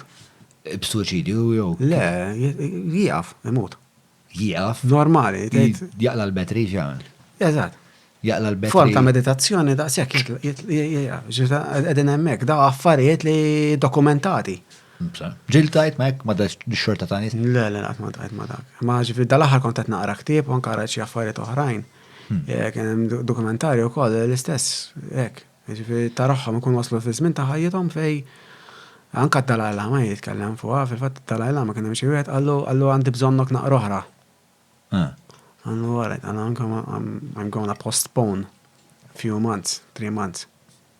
Ti postpone 3 months. U jkun hemm id-data miktuba u kollox. Esra. U dejjem korretti jkunu daw il- X'meta jridu jitlaq. Interessanti, mhux semmerik għax ma naf xejn fuq Da affarijiet li ġraw. Nixtieq nitfgħu gomer baling sekka u taħt issa. Allura, il-bira ma titkellimna Ma tantx meta li teskludi, ma nħobbx neskludi, għax ovvjament aħna tant hemm diversità hemm barra. Ta' ġejjin minn realtajiet differenti. Li mhux il-practice tiegħi li neskludi realtà minn oħra. Bħali. Taf kif? Ġifieri jiena dik li poġġietni dik ir-realtà poġġietni f'post fej ta' fiduċja, trust u empowered biha. Mux fuq ħatti uħor, fuq il-nifsi. Nasib li fuq l-istess paġ naqdin, speċa jena konxu ħafna ta' kem jena limitat li jen bazikament għannimal b'kuxjenza. Lex naf li jem finitudni enormi fil-kapacità ta' perspettiva tiegħi spiex ta' naf li anka per eżempju Zunzana, kif tara d-dinja Zunzana, mhux kif nara jien, min jaf xem ta' dimensjoni tu dwal u separa n-nies u kulturi, past experiences differenti, biases, preġudizzji, resentments, u għax aħna aktar sofistikati naħseb it-traumi tagħna jkunu iktar komplessi, allura aktar jostru l-kapaċità komplessi. Għax aħna minna komplessi, ma speċa naħseb dik huwa għalija that's the blessing and the curse, speċa huwa il-preġu u l-kalvarju tagħna fl-istess ħin. X'aħna kapaċi speċa jinna fiċ-ċerfa mhux kapaċi tikteb poeżija. Wajru spinġili għandna fil-water li jistamune.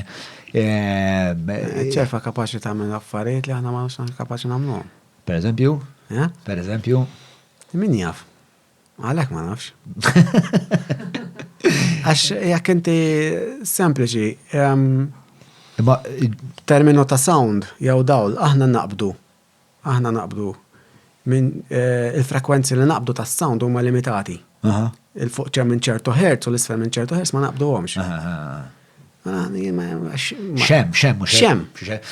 Xem barra minn dak l-spektrum. Għal-annimali, ħafna mill-annimali jaċċessaw dak l-spektrum. Ġifiri dal-annimal barra minn dak l-spektrum xinu jgħamil? Ma nafx.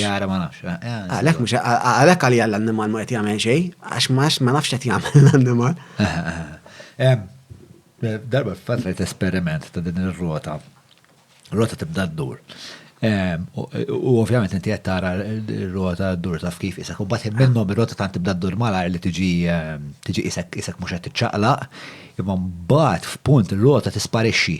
Ġifier tant il-frekwenza tkun għolja li għajnejk ma tikkomputaħiex. Allora r-rota mhux qedem, imma jekk iddaħħal subajk hemmhekk tipo kappuljat.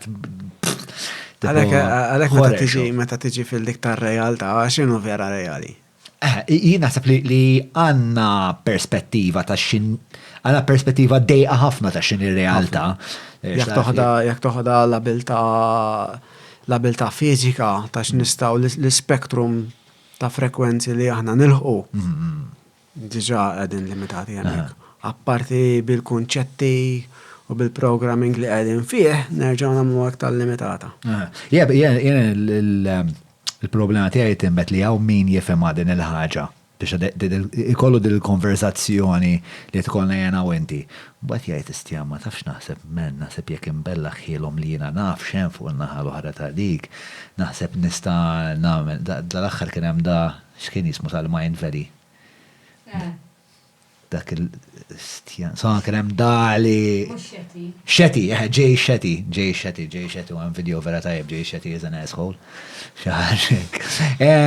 Li naħseb min huwa ġenwin u vera jkun qed jipprova jifhem x'dimensjonijiet oħrajn bħal jeżistu u anke ġifieri anke nies Kristjani ta' ġifieri kienu Father Aaron perswas li qed jipprova jifhem x'hemm lilin mid-dimensjoni bioloġika, però mbagħad ukoll perswas li hemm nies li huma fucking ħaxxejja spiex ta' li jkunu kapaċi jgħidu storja, jifmu dal-uġieħ li qed nitkellmu dwaru jiena u inti u jgħid stramen jekk jiena dak l-uġieħ nista' ta' parsi ndewwilhom b'naqa spiritwalità spiex ta' għalhekk I tread very carefully taf kif and I'm very superstitious, skeptical. I like to do it slowly. I don't ma nafx x'inhi l-esperjenza tiegħek hekk dal. Skeptical ukoll ċertu, imma nipprova ma mmurx b'moħħi, nipprova mmur bil-feeling, b'dik ir-resonanza. Għax moħħi mallew jibda jagħmel compartmentalization, jitfaħħom, nipprova nkompli nitfa' f'kategoriji li naf kif. Ma l-ayahuasca tħallik tirrazzjonalizza per eżempju dak il-ħin jew fuck it issa tlaqna fuq l-ayahuasca u. Inti titlaq kollox u inti ħadmur bil-volontà li taħdem, ħatħallija taħdem, ma tħallija torik li għandek torik. Per każu alla volja mort fit-trauma tiegħi. Il-feeling kien it's okay. It's really okay. Wow. Ġifiri da, hemm nies li kienu bil-PTSD fuqha, severe PTSD, u ħarġu minna. Severe PTSD. Il-xaħdura għada that you reconcile with life and you get to live life in life terms. Għax aħna naħdmu life in my terms. Ma teġi life in life terms. Tiqaf id-bati, tiqaf id-sofri. Taċċetta. Albert Bell, ma nafx il-podcast Albert Bell, għal l-bniedem telef l-abilta li jirrassenja ruħu. Is-sens ta' rassenjazzjoni għall-axxejta. Il-bniedem telef il-sens ta' rassenjazzjoni, vera tabija. U fil-fat naħseb anka ħafna mill-talim, anka per esempio buddist, u anka kristjan, id-dawizmu li għalmek ħafna fuq din l-idea li titlaq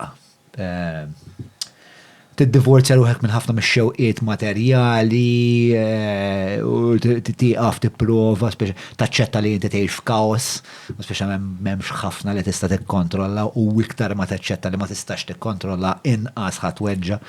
Imma ħafna midrabi qed nippruvaw nikkontrollaw dak li ma nistgħux nikkontrollaw. U ma ħanniex nieħdu r-responsabilità li nikkontrollaw dak li nistgħu nikkontrollaw. U x'nistgħu nikkontrollaw allura fil-fehma tiegħek?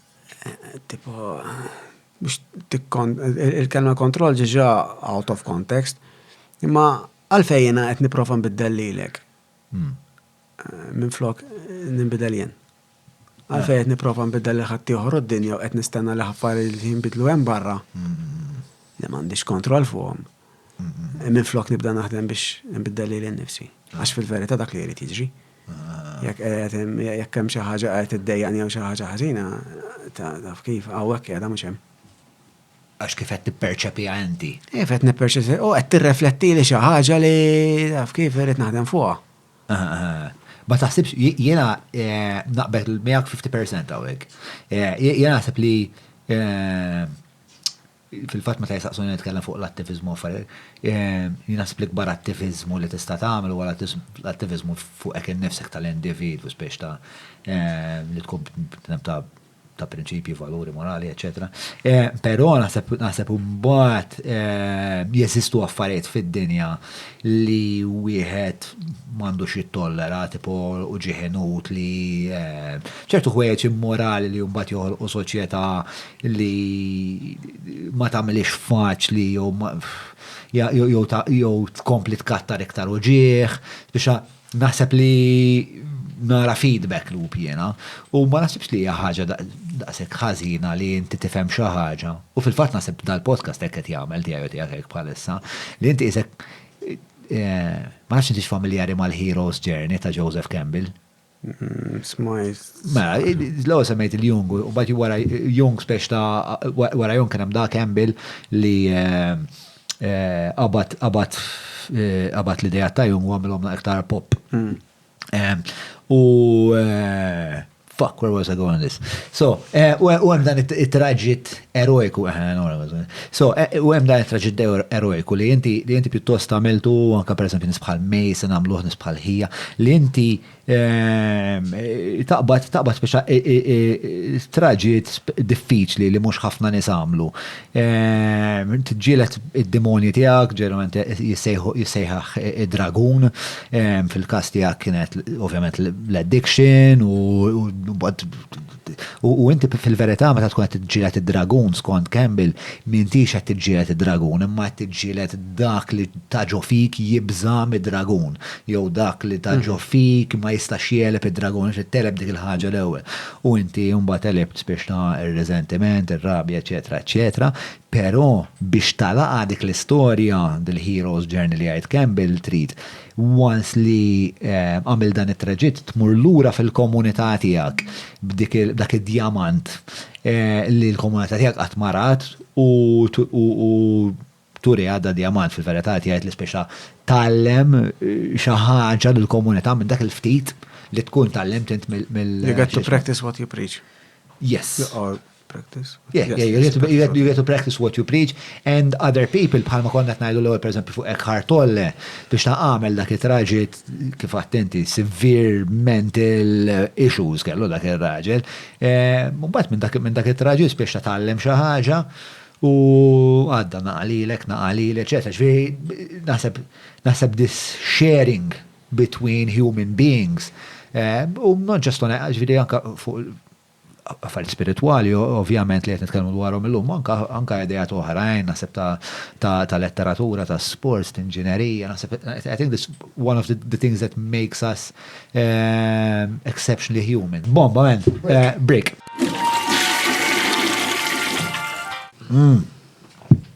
Merba lura. By the way, grazzi l-klik, man, għax il-klik qed jgħinuna nifilmjaw dil-ħaġa sponsorjana l-kamera ukoll. Mela, konna qegħdin ngħidu fuq ovvjament l-esperjenza tiegħek tal-ayahuasca li speċa din nibtet mill-fatt li inti ħassejtek li weħilt f'stage 4 u 5 tal-programm u l-ayahuasca għenetek tifhem x'inhu ma dar resentiment, ir-rabja, eċetera, eċetera. U l-biraħ meta tkellimna ftit fuq għatli dak il-punt kien shift in consciousness. Tista' tartikola ħulna hekk x'inhu dal-shift in consciousness?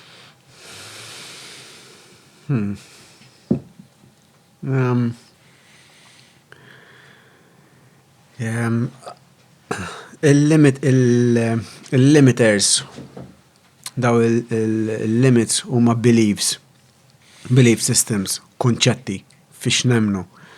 U ġejjin minn kultura, ġejjin minn soċjetà, ġejjin tru l-esperjenza tal-ħajja, ġifieri inħin kollu nibbildjaw fuqhom. Issa, shift in consciousness tfisser li dawk il-beliefs jew transcendence ta' dawk il-beliefs.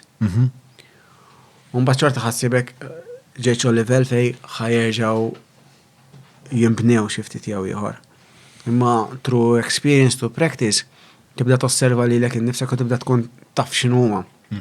Allura tibda tagħmel timmanifattura inqas minnhom daw il-beliefs. Shift on consciousness, basically, it's a transition. Imma ġeneralment tkun bħal m'għandek wave hekk, tkun b'saħħitha. Għalhekk nkun hemm it's recorded so much vividly. Għax kwajt b'saħħitha il-leps, il-gap. U dik il-pik tbiddillek il-traġit ta' ħajtek u mbagħad? Minn hemmhekk ovvjament ħajinbidel il-kumplament. Isek spiċċajt minn ħajja tħall ġo oħra. Speċjalment wara esperjenza bħal dik, m'intix ħaterġa' m'intix ibniedem li kont qabel. U x'inhu huwa pereżempju l-belief systems li kont assoġġettat għalihom inti? Belief system minn naħseb li jien, il-karattru tiegħi kif naħseb li hu, tajjeb u l-ħażin,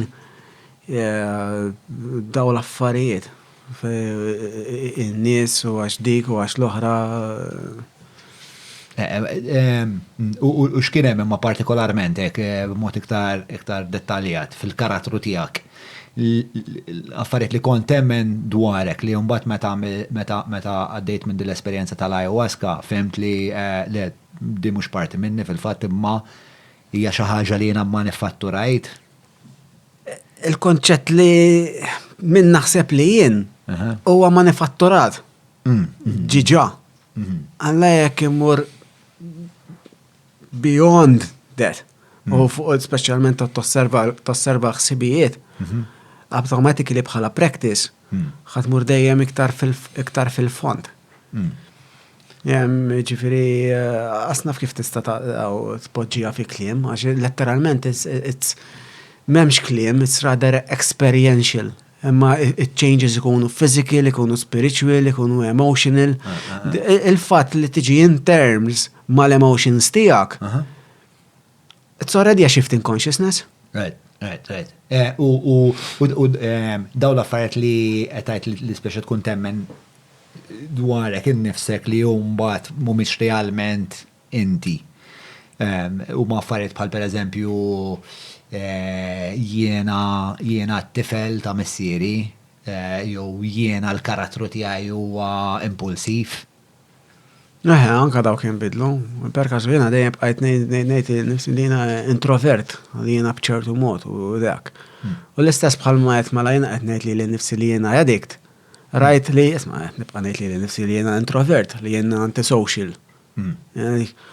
Jista' jkun hemm li jiena nista' nesperjenza li nnifsi b'mod differenti wkoll. U l-risposta tweġiba għal dik il-mistoqsija x'kienet? It's up to you. It's up to me. It's up to you. And what did you choose? I chose to be what I am most comfortable with. Right. U jekk mintix daw l-affarijiet kollha li inti ġalli lek innifsek temmen li int. B'xint? Meta tqaxxar il-basla. Ġieli ħares lej il-mera. Sfortunatament, sejja. Ġieli saqsejt li lek innifsek min qed iħares. Jien jew dak. Fuck yeah, bro.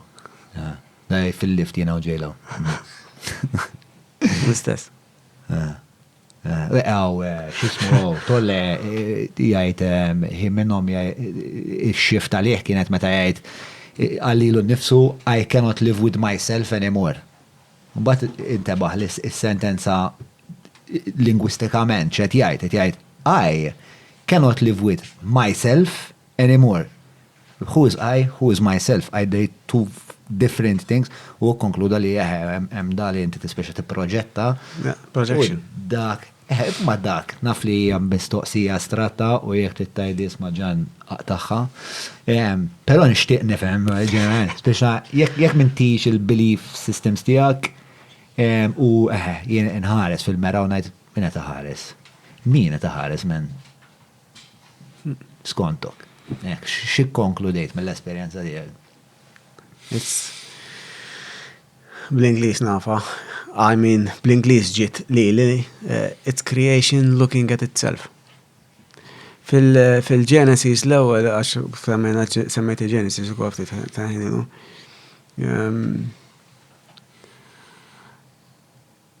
U wara li ħalaq kollox ħares lej l-kreazzjoni tiegħu ra li kolla that everything is equal u tpaxxa. Ġifieri creation is looking at itself. Fil-fatt ġiri labna għajek ma dal-ħsieb li forsi. Għax anka fis-sentenza, alright, I cannot live with myself anymore. Who created myself? I. And I can't live with what I created. So when I look at myself, I am the creator of that self. Totally xismu. So I'm looking at myself always. Even looking at you, I'm looking at myself. The question is who the fuck is behind it? There's nothing and no one.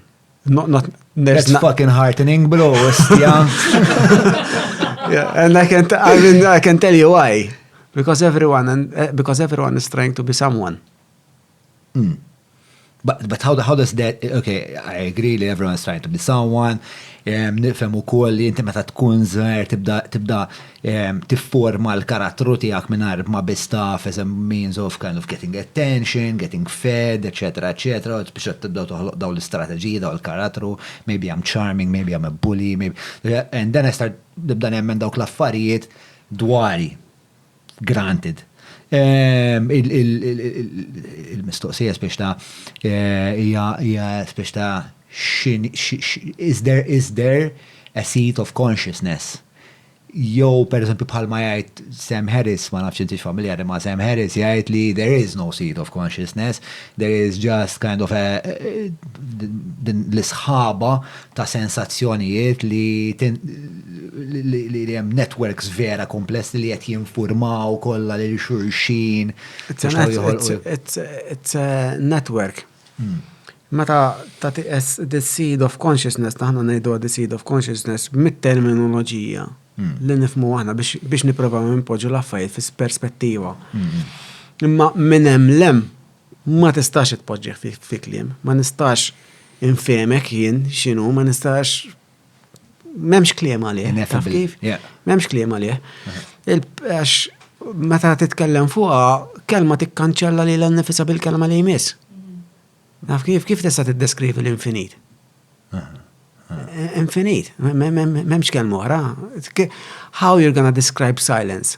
Silence is silent. How are you gonna express silence? I don't know, the lacking of sound? By silence, taf kif ġifieri minn hemm lem m'hemmx kliem. All right, mela, deeper down the rabbit hole we go. Semmejt li kellek isu wilt ġdid. Ovvjament biex ikun hemm wilt ġdid, jew naħseb li ovvjament biex ikun hemm wilt ġdid irid ikun hemm mewt. L-analiżi korretta żbaljata. I mean, jena kien ħosni, I mean, kull darba apparti li l-ġisem within, I don't know, kull ċertu żmien, it's completely a different organism. Completely. Fuq livell ċellulari qed Fuq livell ċellulari. Ġifieri this is proven scientifically. Jinbidel kull ċertu tip ta' ma nafx kull kemm. It's completely new. Imma Ġifieri dak miet. Il-will ġdid, essenzjalment. On a cellular level. Issa spiritual level. Kull darba li iċċaqlaqt minn posta l-ieħor, il-version l-antika ma diċem. Dik mewt. Jena il-heroin addict, dak miet. Il-kokajiet inti dak. Ħajja oħra, memx ejja, anka ninsa. Għax letteralment ma duċem. X'tinsa? Per kazu jkun hemm ċertu episodji li forsi ġili jitkellmu fuqhom sħabi. Niftakar ninsa mhux qegħdin fil-librerija tiegħi, taf kif irid noqgħod immur infittxhom. Noqgħod naqalħħam. Forsi ċat tirrakkonta ħielek biex bil-mod. Taf kif m'għandix resonance l-hemmhekk iktar. Dak miet. Kemm jibsa li tagħmlu li tgħaddi minn dal-proċess ta' mewt. Għax perswas biex li qed tkun qed tagħmel l-ayahuasca ikun jew whatever, it could be sempliċement qed tagħmel ħafna meditation pereżempju. Perswas li jkun hemm parti minnek li dik il-mewt jew int interament ma nafx, li dik il-mewt tkun qed tiġġieleda, tkun ma tridx tmut di għandna biex jekk naf xi ħaġa dwar l-affarijiet kollha li jeżistu huwa li għandhom vera xewqa jibqgħu ħajjin. Inti x'taħseb li għandna x'taħseb li kulħadd qed jipprova jagħmel. Qed jiġġieled il-mewt. Ekku. Which is traumatic, which is highly traumatic in the Western culture. Jekk tmur fl-Asia, they celebrate death.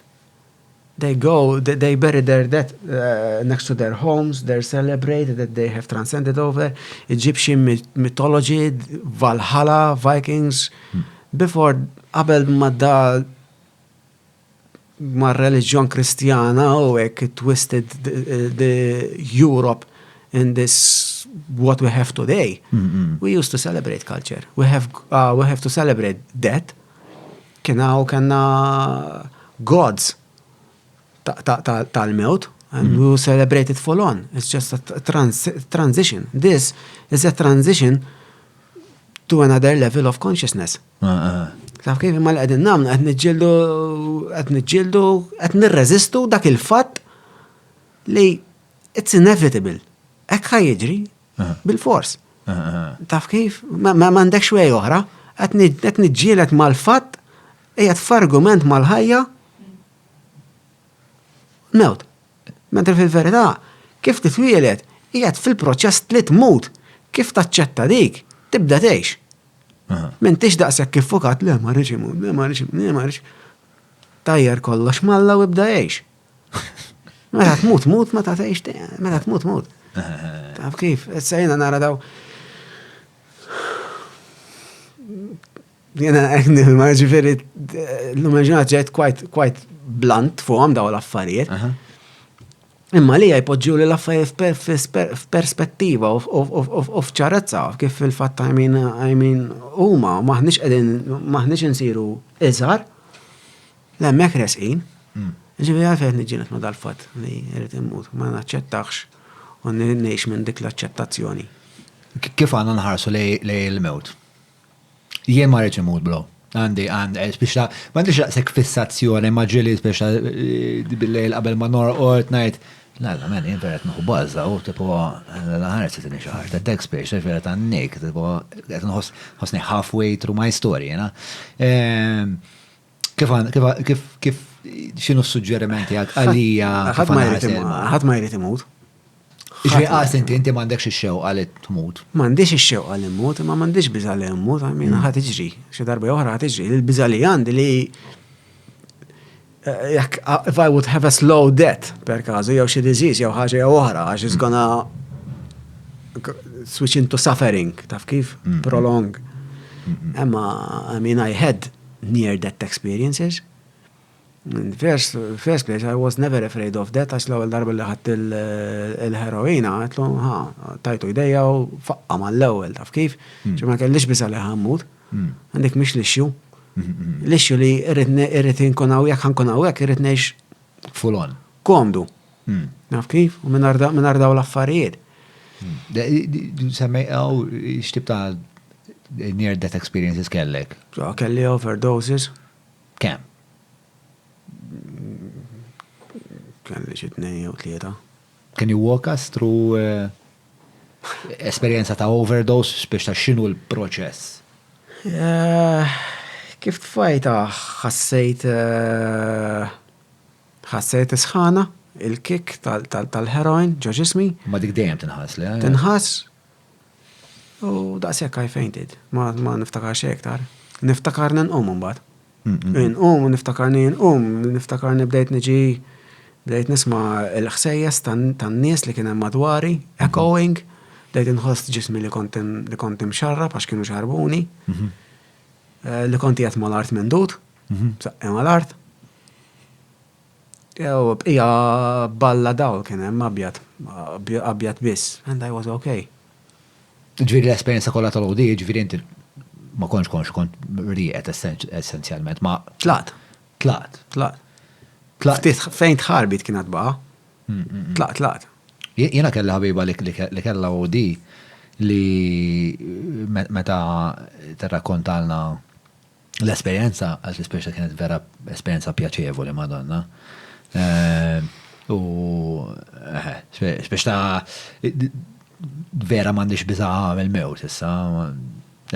It puts things in perspective. Naf kif? Għax bħalma ġejt ħadetlaq. Tiftakar li twilet? Tiftakalux. Le, Għanti uħar minn tix ħatiftakar, ma għalfejja tibza minn dak li minn tix ħatiftakar. Nasib u għax tinti torbot jista' jkun ma daw l-attachments li bdejt L-attachment u maċiex, mal-belief li għana tal-ħajja. U ma l-identità tagħna li hija marbuta mal-ħajja u ma l-ambizzjonijiet tagħna. U dik bħalma għedna l-ewwel, it's manufactured. It's an illusion. Does this tie in to the ego concept? Jidħol ukollu, I mean, ego, it's a survival mechanism that we have developed through millennia and centuries, and up till now, when we're born, we start developing the survival mechanism that helps us cross the street, socialize, keep boundaries, being assertive, being passive, taf kif. Daw il-traits u daw il-beliefs li għet issemmi li manifatturaw, perswas li għandhom xi jużu, per eżempju li jiena minn għalija l-prezentatur ta' dal-podcast, biex ta' hemm funzjoni li fija l-affari. Barra ġo dar-rem ta' ġo dal-level ta' expression, inti prezentatur ta' dal-podcast, taf kif? Ġifiri, imma hemm il-fat li mintix il-prezentatur ta' dal-podcast biss. Hemm xi ħaġa aktar fil-font li titraxxendi Dak kollu. Madonna ġetta mill-bidu. Issa jena għamilt ħafna għamilt żmien twil, għamillek 3 sigħat meditation kull jum, u affarijiet ta' din ix-xorta. U kont inżajt minn ħafna minn dawn l-affarijiet li jettajt dawn notions dwar l-identità tiegħi u hekk tlaqt l-addictions li kelli. Pero, kif għattajt inti ġviri, mbagħad rġajt ħalt fid-dinja tax-xogħol, rġajt bejt insir ambizzjuż, rġajt ridni nerġa' nibda nrawha mit-talenti u spiex ta' ma nafx jekk hux daħal ligo fiha, ma nafx sa ġara. Dejjem jidħol. Bħal bonu.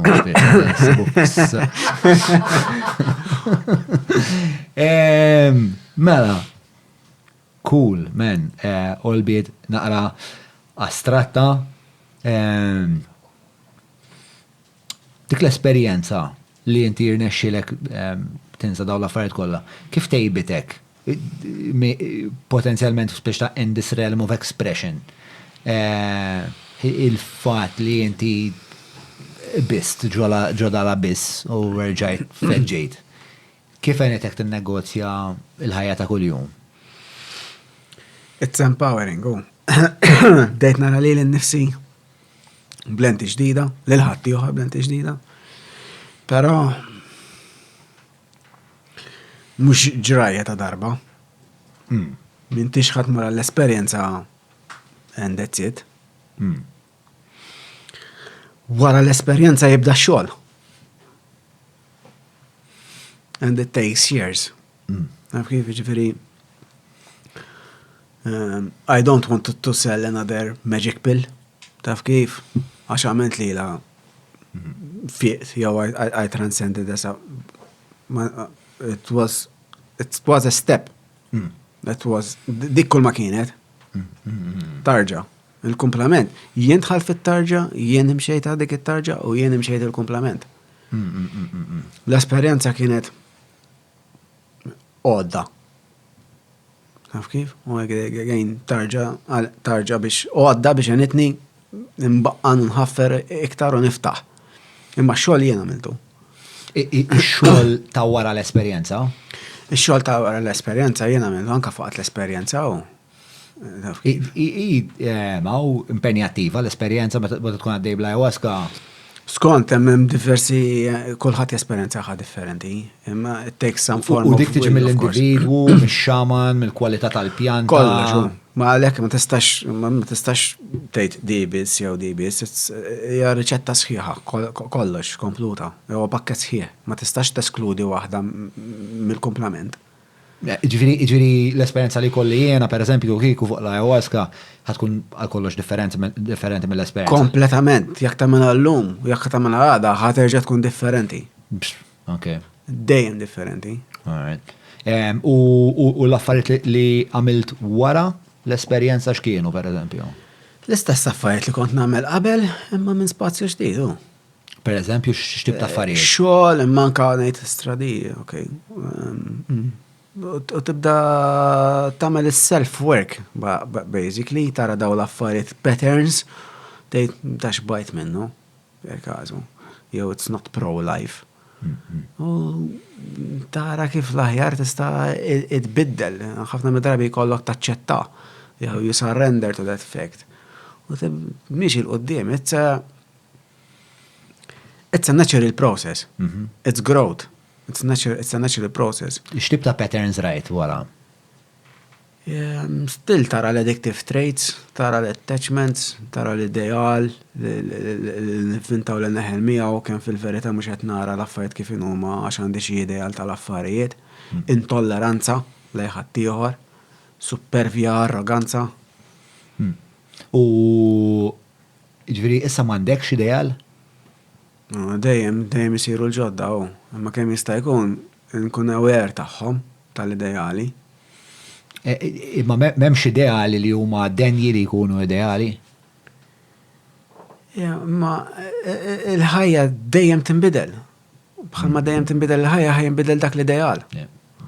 Ħatinbidel inti. Dak l-ideal ħajibqa' hemmhekk imma ħa forma differenti.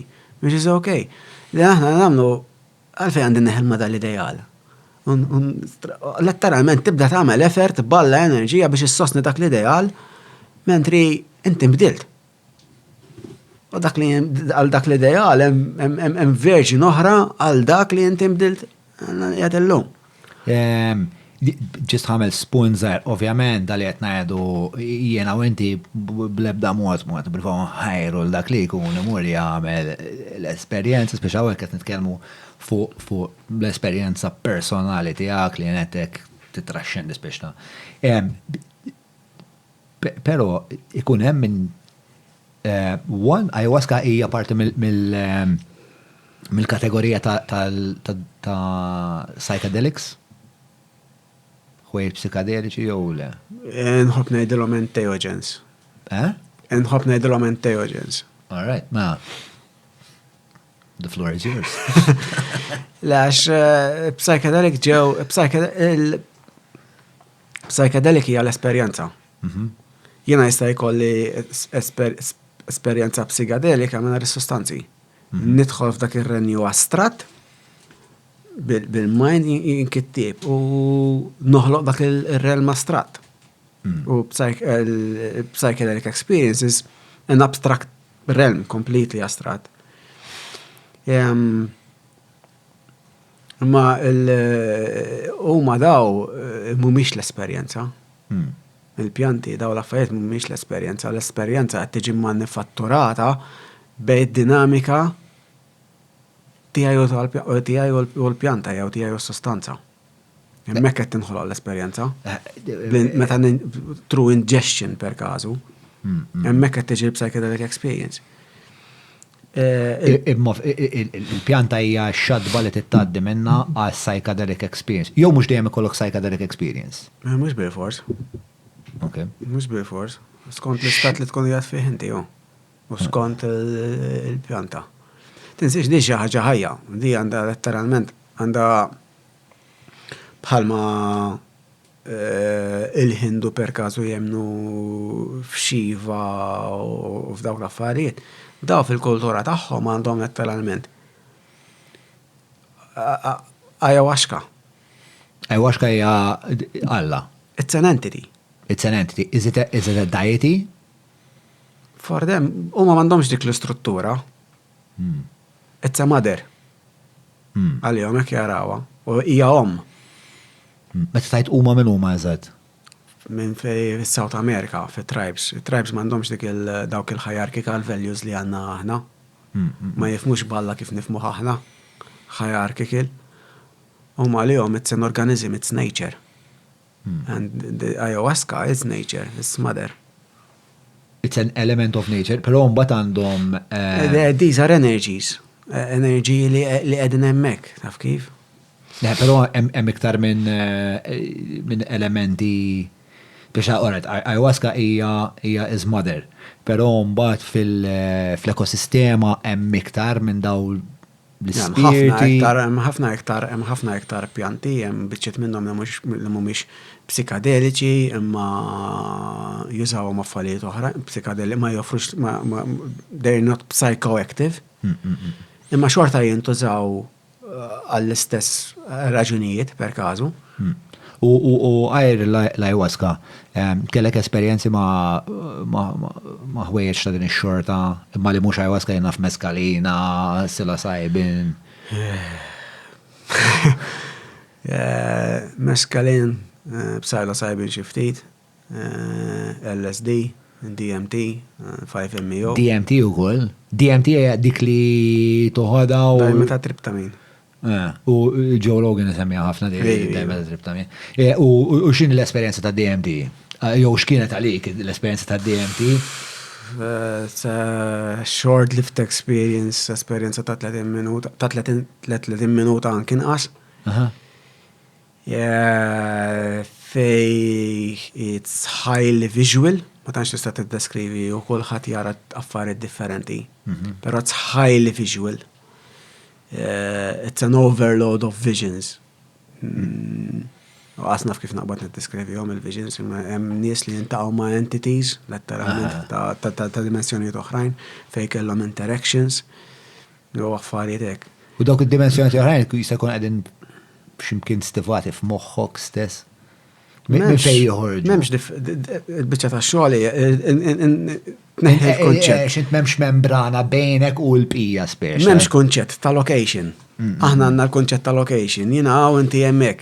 Meta tidħol f'dak ir-realm, m'hawnx hawn hemmhekk, kollox jagħtaw. Meta hekk ħartoli. The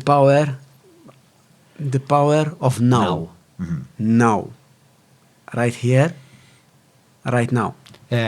Hemm min però ma marretlux daqshekk tajba l-esperjenza spiex ta' ġieli jkun hemm każijiet fejn daw jenna fħadu l-ayahuasca u. Definitely bħal kwalunkwe ħaġa oħra iwa. L-għanet daw l-affajt mhix tajbin għal kulħadd. I mean, hemm ċertu responsabilta f'min jagħmel f'min jħostja li jrid jara naqra l-persuna fejn tkun qiegħda, hawn min ġiġa għandu ikollu jgħix on a certain level of psychosis, but he's functioning in society, but on a certain level of psychosis. Issa jekk ħajjuħu daw kind of not mhux daw sustanzi biss, ma speċjalment daw is-sustanzi, il-psychosis ħajġibu on the surface. U ħajibda jgħixa, but it's quite unnerving. U ġili l-tajt ma' nies li ġew. Rajta, I mean, kont hemmhekk, rajta, u hemm miċir minnhom fej anka documented ma joħorġux minna. Jew idumu biex joħorġu minna. Letteralment megalomania. Tant jitlu f'dak l-ispazju ta' oneness li huma jaħsbu li tiġi twisted version tiġi li Jiena Alla, ma Alla kompletament li jiena tinġalek tiċċaqlu dawk l-affarijiet hekk. Li qed inġal sħab iċċaqal u li qed inġal ix-xemx tiela. Dak il-level ta' megalomania, psychosis. Wow. It's troubling, I mean, it's more troubling li f'min inti qed tafda li ħatidħol f'dak l-ispazju fej vulnerable space for healing. Hemm dawk in-nies daw il-guides li jagħmlu għal kulħadd. Mingħajr ma janalizzaw jekk hux tajjeb għalihom. Mingħajr ma janalizzaw, mingħajr ma jkun hemm dak il-feeling qabel jew min jiġi. U naf ġifieri fej jagħmlu ċerimonja, joħroġ biss psychosis u wara ftit jaf induna li all right, nafu issa. Wara ċertu xhur jerġgħu jaċċettawh. Jerġgħu jagħmlu titkun and this daw irresponsabbli daw it-tip ta' nies huma li qed jitfgħu iktar biża' hemm barra u iktar label negattiva fuq daw l-affarijiet. Allura speċna kif tista' tevita il-malpractice għax biex ta' inti qed tmur kif tista' tevita xi tkun taf fuq mhux f'daw l-affarijiet. Ir-responsabilità ma fuq l-individwu, inti taħseb li l-responsabilità taqa' fuq l-individwu li ħajmura l-esperjenza jew l-individwu li qed imexxi l-esperjenza. Kemm il-darba kellna każijiet li nisimaw li abbati ġi stuprat mill-qassis li teacher abbuża mit-tfal li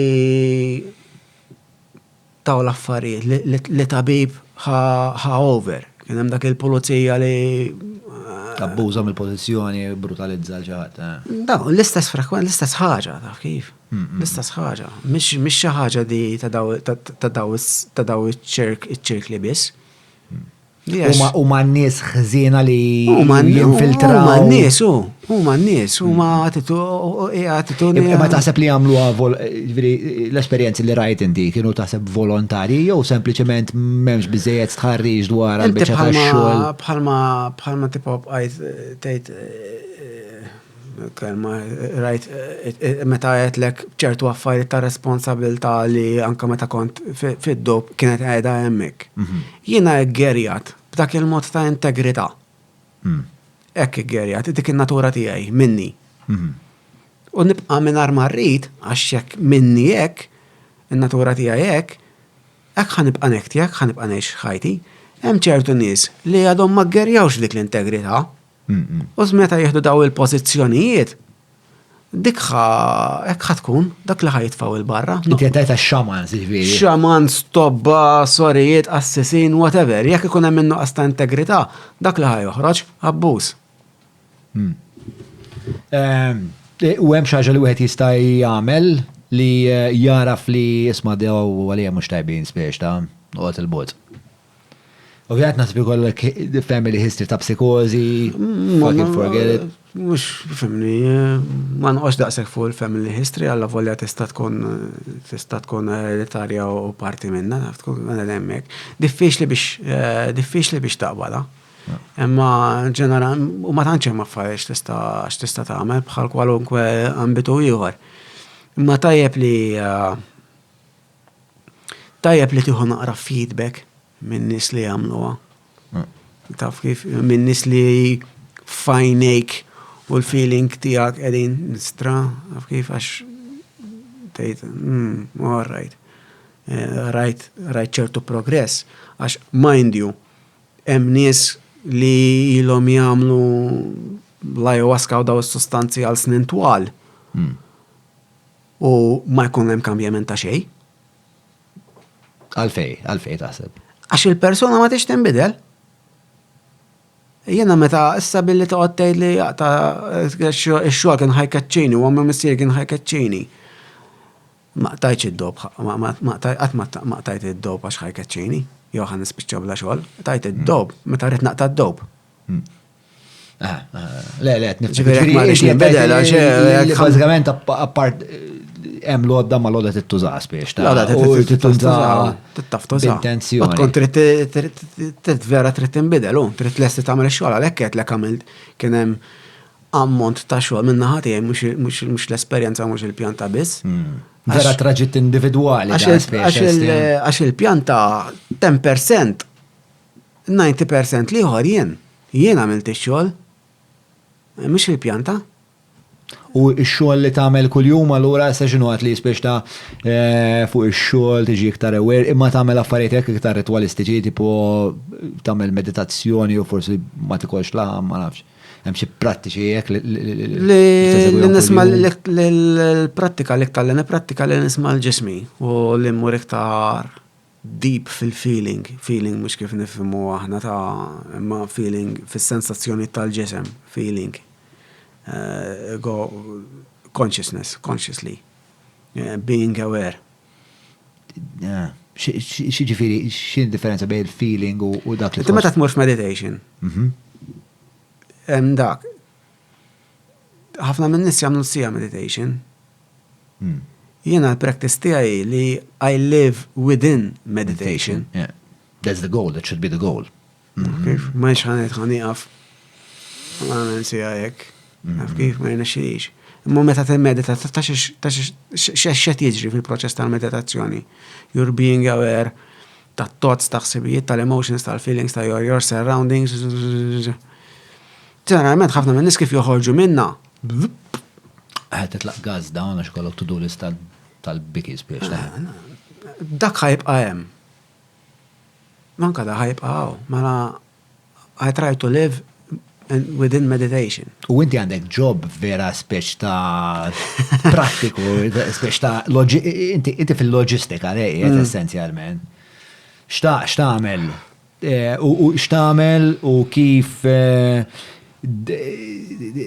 dal-mod ġdid li inti qed teżisti jgħin jew jinteraġixxi jew isir kongruenti mad-dinja tax-xogħol.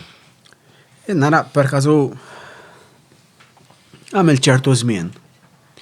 Jena l-dik tiegħi li fejn ħoss il-limit. Dik nara ngħidu hekk il-biża tiegħi. Mhix biża. Meta nħoss il-limit. Jew meta nħoss li weħilt. U bħala artist, meta nara li dik il-passion mhix qiegħda hemmhekk. Hemmhekk nibda niflipja nara. Meta kon ftaw ix-xogħol 2 years down the line, isa kif repetittiv wisq. U mbagħad ġejja l-fotografija irid ikun fotografer. Qabduni għal xi 4 events lemmuna u kulħadd jikkomplementa r-retratti u tlajt festivals u hekk testra fotografer. U ġej minn dil-biċċa tax-xogħol New Age da manifest attract u dak l-affarijiet kollha. Imma kull ma kont qed nagħmel fil-verità kont qed nirreżisti dak li l-ħajja qed tipprovdieli. Issa mhux biex naqa' passiv. U ngħid dana kuntent biha. Bil-kontrarju, ma ħanara x'għandi.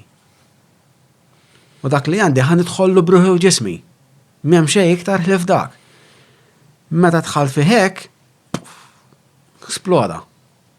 U bdejt immur ix-xogħol derġa b'entużjażmu balla passion u jekk immur id-dar ma nkun xajjien u jekk tiġi l-muża nkompli nikteb fejn qabel ma kienitx iktar enerġija sa flaxija għax ma kontx qed nirreżisti u r-reżistenza ħela ta' ħafna enerġija. Ullom il-ġurnata għammur emmek, it's part of my creative expression, u nimmanagġa, u I come up with new way of doing things. Fimt, u t-xif. B'xi mod żewġ il-proklivitajiet kreativi tiegħek ma' xi ħaġa li hija loġistika. Meta naħseb loġistika jien naħseb Excel sheets, time sheets. Excel sheets dawk l-affarijiet, imma anka management. Naf kif, u peress li l-kumpanija qed tispandi irrid nara kif ħalleħ l-istruttura ntejjeba biex nleħqu fejn sejrin, mhux fejn qegħdin, inħares fejn sejrin. Ħalli t-tibdil ħajkun qed jiffekterja dak ukoll għall-bidla. Ġifieri hemmhekk fejn jidħol il-creativity. Which is like kind of logic and creative. U naħseb Working together. nimmaġna, speċa tismaħħu ħafna daw l-ister ta' nis li għamlu di xorta ta' esperienza li jumbad vera wessatelhom il-perspettiva kreativa. Pittori, naf Hendrix, famużament, il-Beatles. Int kellek hekk dil-espansjoni ta' ottika kreativa bla darba speċ ta' għamilt dil-kwalità ta' esperjenzi. Ifimni, kien dak iż-żmien kienet il-kitba u bija kienet ix-xiftijat. Iktar ovvjament kien hemm inqas limits. U bad ovvjament wara xi sena u nofs wara kont ħriġt il-ktieb imma l-istess xogħol tiegħi. Imma titfaq ħadetni fejn qed nisma' iktar, I'm more aware. So there's more. Isma, il-bon tiktib li fuq il-ġismu, għal-min irrit tażur is-sit tiegħu huwa matthewbrinkat.com u minn għalija. U minn hemmhekk jieħdu minn hemmhekk supposta mill-link għal Facebook u l-Instagram. Fejn inti l-iktar attiv? Bħalissa fil-fatt għaddi kif nitfa' post dil-ġimgħa fuq Facebook ħanejda bil-Malti d-dejja għal-zobbi. Il-Facebook? Il-Facebook, in-nies, tara, il-platform l-istess nies fuq platform differenti, jengeġaw differenti. U għet jena għalfej il-content tijaj, tip ta' content intimu u transcendental, għandin itfaw qoddim audience which is judgmental u limiting, vera għet tijajnu ċertu affarijiet, imma il-content li għet fih jena bħalissa imur iktar fuq Instagram u taraħ, it's being received and people are more receptive to it milli fuq Facebook. Aren't people also judgmental on Instagram? Tiskanta, mux daqsek. Il-feedback mux judgmental. Il-feedback ankan nies. L-għanna fuq Facebook għandek nix ta' nis li huma iktar pensjonanti dawk l-affarijiet. Ma li s-għura program bażgħan. Il-cultural background tagħhom differenti, ġifieri tifhimha. Fuq Instagram għandek iktar żgħażagħ, iktar open-mindedness, it was created for a platform of artists, of photographers. There's also a heavy dose of narcissism Hemmhekk mixjien, it's part of social media, how phones got configured with the front cameras, meta ħarġ il-konċett ta' selfie. It's part of 2020. Għalfej jittella kontenut online? Xinu lan?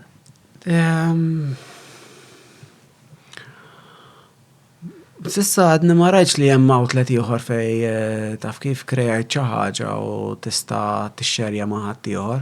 Ma il-kirba biex taqsam ma' ħadd ieħor. Minn fejn taħseb li tiġi? Dix-xewqa jekk li tkun parti. Ħafna midrabi ġejja parti mill to connect. To connect and to share experiences.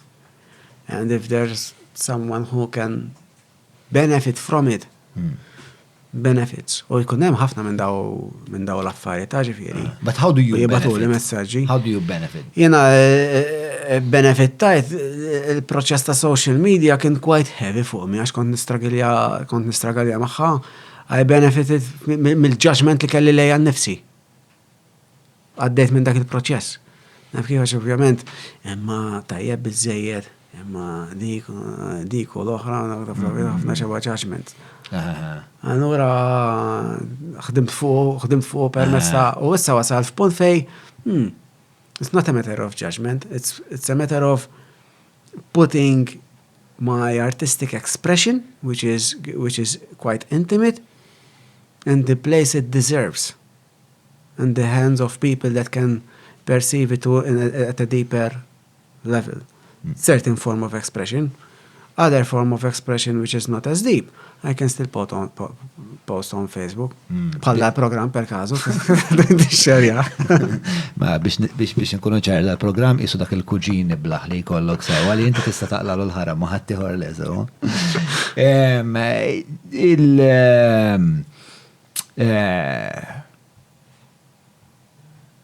Fucking sejt fej kont sejjer. Ija, bro, ħasala li għama għandi xismu għax, so, batna jgħna,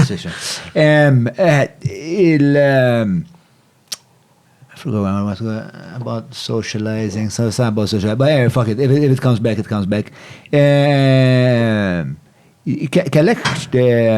Kellek u kol, apparti x-xift fil-kreativita, kien hemm xi xift fil-moralita? U koll, no. I mean, it's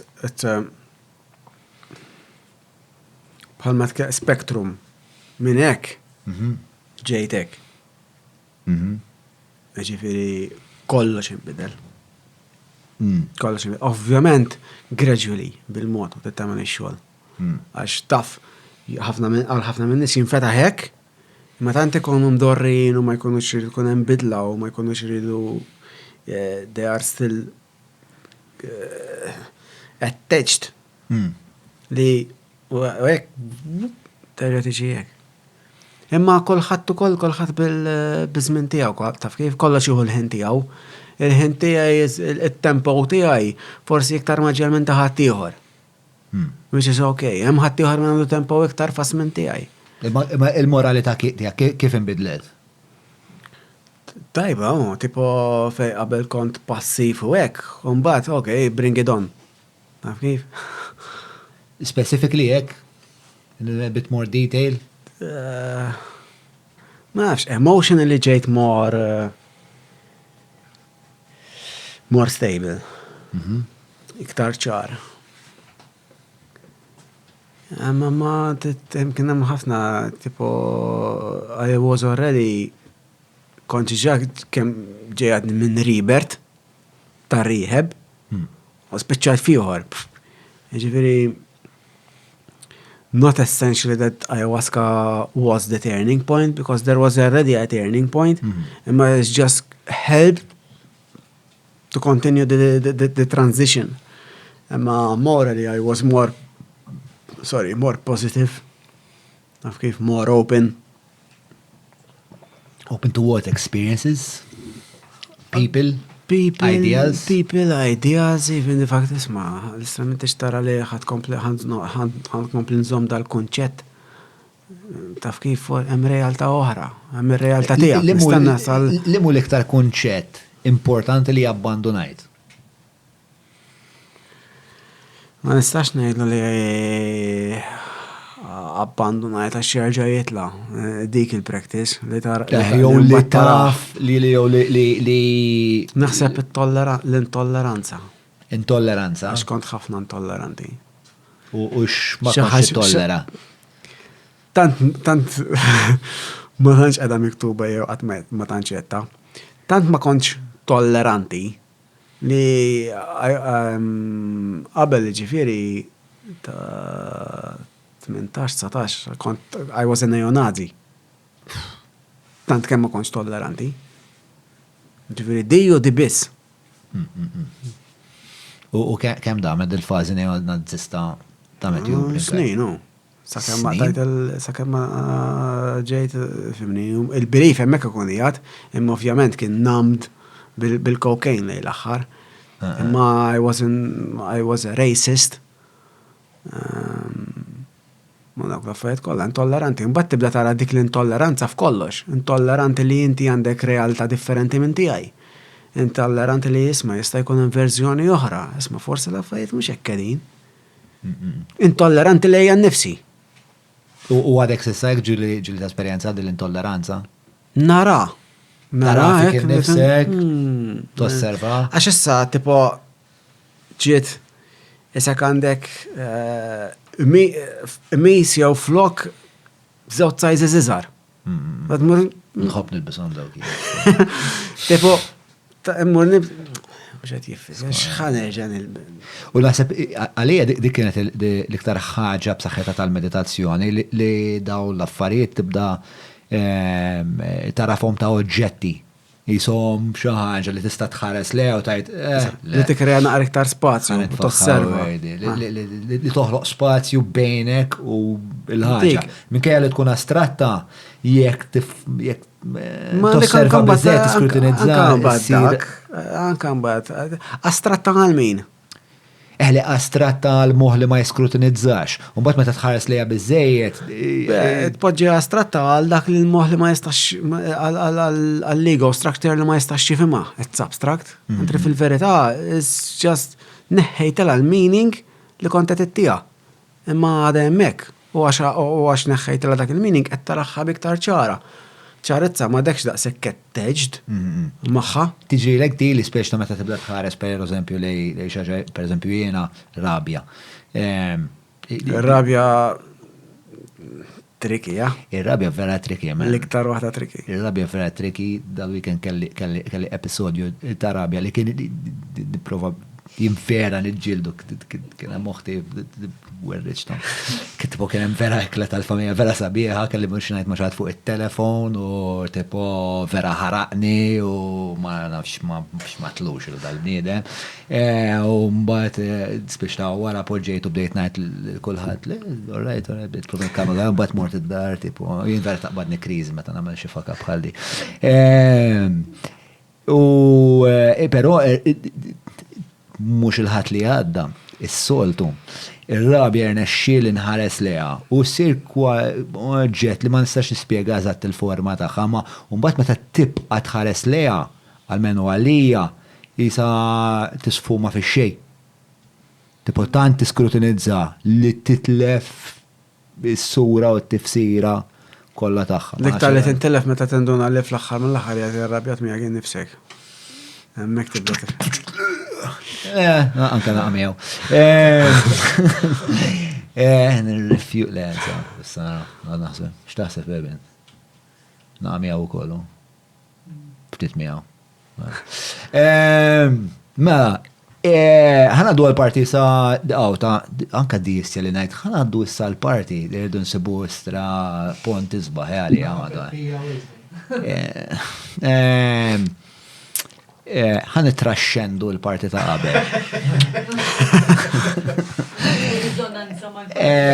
Jekk issa hekk vera tantik opportunità ta' ħajba l-promotion ismaħħa. Jekk taqra ktib wieħed tul high-tech li m'għandu jkun. Ma nafx, just a random question. Jiktib tija jismek kombinazzjoni. Ma jistax ikun, mux vera. Fuck it bro, għajda għaxat li, l-għat li ma tħobx taqra, bat għajd li naqra fuq il-ktib tijak, apparti moħok finnek, bon. Demet neħeli. Ma nafx. Ma nafx nfej bdiet, eżatt l-lum imma kien eħe. Nej tortija. U tal-Labor.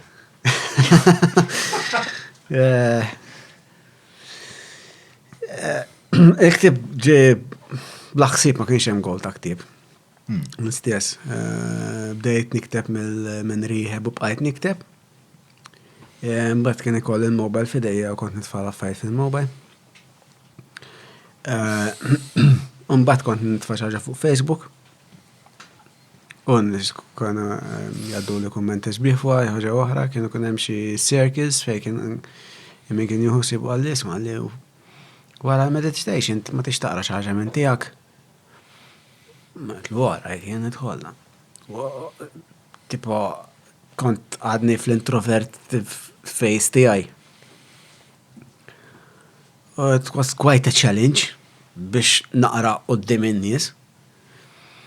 Ma I went through it, mbagħad iktar bdew ġejjin per każu kommenti isma' ma tistax daħsibiet u daw l-affarijiet li għandek titfaħħom fi ktieb ħalli nkun nista' naqrhom meta jfettilli u hekk. U dejjem id-dismissjajt it-tot qed jien mhix tajjeb biżejjed. Mbagħad ħabib tiegħi baqa' tipo regularly kien jitfaħħieli jgħidli. Mbagħad darba qedlu financially ma nistax nagħmel, ma nistax m'għandix il-flus. Għalli jekk trid fuq Amazon għandhom jagħmlu jieħdu ħsieb huma.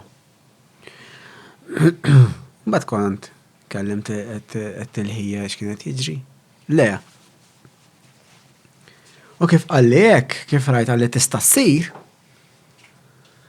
darba minnhom jena ġej minn għawdex lej Malta kont fuq il-ferri kelli fil-headphones. U ġiet vuċi. U l-vuċi għalt li random, the choices we have forgotten about. Dak il-ktib. All right. Hija, l-inti ħatamel ktib vera, għax tfajt, bat il-ktib minn emmek kif smajt dik il-vuċi bit-title tal-ktib u subtitle, dak il-ktib, ħajsir. U kontet nikkompila ħon għamil kollox jien, għat ħanet fuq Amazon, u kif hija, kif tfajt għamilt Facebook page, u kif tfajt il-post, n-nis bl-istoria tijaj u l-cover ta' ktib, splodiet, il-bicċa ta' xogħol hija għalli dam kif ħat għamel. Tlaħan għamel hekk hekk. Għalli ħanti kif lusjen, għalli nġibu quote, għalli print jaħ, għalli u jkun tiegħek. Għalli jekk għandek id-daħħal. Li daħħalt infaqtu fi promotion anyway, taf kif imma kbirt minna l-ħaġa. Ma sibx dik il-għan. Esperienza, it's an investment. It's an investment in what? And then an experience and knowing more on social media and marketing and stuff like that. Għax bejt nimmarketja li l-nifsi, bċi motivat timmarketja. And I gathered a lot of experience from marketing, social media and knowing more of social media u ħafna mill-affarijiet oħrajn. U mbagħad għamilt complete neditja fihom, insomma ta' kien l-estajtu l-printer u talaq. Fejn ta' subuħ minn qed jismaw. Mela, l-ewwel darba ma bqax niprintjah. Beħħejt 300 kopja, u mbagħad printjajt 150 oħra, beħħejthom ukoll, imma ittu għax kienet baqa' xi domanda. U mbagħad U kont qed bihom online? Online kont għamilt il-website, dak kont għamilt il-launch tiegħu. Kont għamilt launch u ġew kien mimli il-post, actually. Mbagħad jiena util għad-dar, l-istess vuċi qalt li it's time to do a website. Mort, l-għada għamilt website, dal-vuċi, zonzi dal-vuċi. Diskrivi l-vuċi, I mean, u l-eħnek stess. It's information. Meta tisimaw, niblu nartikolaw fid-Dakas il-mati consciousness, the other consciousness, il-kuxjenza. Conscience. Ija kuxjenza tijak li Tikwidak. Li nebħitek. Intuition. U dik vera temen ħafna bijom. I mean, it's the compass. It's the compass, meta jgħidak, għat ma tajni mappa kif ħanex il-ħajja. Il-ħajja għat ma ġiet bil-set of instructions manual book. U kollok il-kuxjenza li. Imma ġdik mottija. Għanna l-intuition. We just. Imma bat insomma, ma rajt li għet naħli ħafna enerġija l-marketjaħ il-ktib u biex imbijaw u għek. U għet naħli ball-enerġija emmek u madnix nikteb. Allura, un-bat emmek tfajtu fuq Amazon, u jak jiridu jishtruħ, jistaw jishtruħ minn fuq Amazon. Għadhom sissa jistaw jishtruħ? Iva. Xirli għan, l-umor Amazon.com? Amazon.co.uk zgur, Amazon.de, minnalija, search keywords Matthew Brinkat random. Tina link. Ma naħseb fil-link hemm. Tina link u tfaw. Fuq il-xajdu hemm, fuq il-website hemm il-link. Fuq il-website jekk imorru Eżatt, bro, saħna fil-description nitfaw. Fuq il-website suppost fil-ħajtina l-commission. Fil-shop mbagħad ikun hemm fil-shop mbagħad għamilt il-link għal-link tal-Amazon jew x'hemm. Cool, man. Tal-ostja. Imma inti t-nej li għandek xuħet on the way, ktib ieħor on the way? Għadna qed nikteb imma għadu ma ġiex. Ma qaċ. Imma ġest nota ħafifa. Fuq xi tratta il-ktib u jew forsi x'sura għandu l-ktib huwa numru ta' aneddoti waħda wara l-oħra. poezi. Wara qassamtom poezi, mux just, they are not, l-għu kont ħanalom time related kif ġew. They are a bit time related, imma huma mqasmin ukoll fi stili. Tipo, xkont certain kind of processes, other type of processes and other type of processes. Mbagħad għandek per l-aħħar per kazu long, mux jisom bħal blog posts kunu naqra twal, pero they self-help text nejdilom jien. Okay. Biex tipo dak li jkun jaqra u jitfaw naqra dawl differenti, different perspective.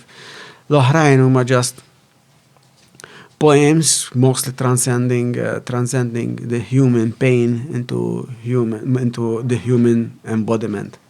Like higher levels of humanity. Transcendence that pain and bringing it to beauty. Taf kif l-accettazzjoni tal-affarijiet. Bħalma kienet tiġreja tiegħi fl-istess ħin minn dik il-pain għal data ta' bħalissa, ġifieri tirrifletti wkoll fil-poeżiji, short stories u diary entries jekk jagħti ma' sam iktieb. Bħatwalit u speċa eżatt. dak l-ġek kollu tal-hom li mbagħad isarraf tarbija. X'inhi l-isbaħ ħaġa fid-dinja? Ejja, għandu nistaqseb, easy questions daw, no?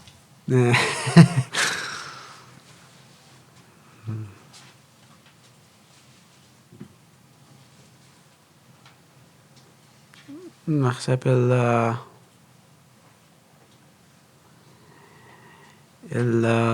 the gift of life. The gift of life. Hija l-isbaħ ħaġa fid-dinja. Tista' tlaħħa ftit. Għax maħħajm kollox il-komplementu. Ma ġibiri, għalija jek kif naraħħajna l-isbaħħaġ li naqli jgħat punt fejn nista nara l-affarijiet tal-juma. Taf kif, nista nara n-nista li juma, nista nara u bċarezza. Għalija dak waħda mill-affarijiet li wasa il-proċess li wassanni għawek, taf kif. Mbagħad,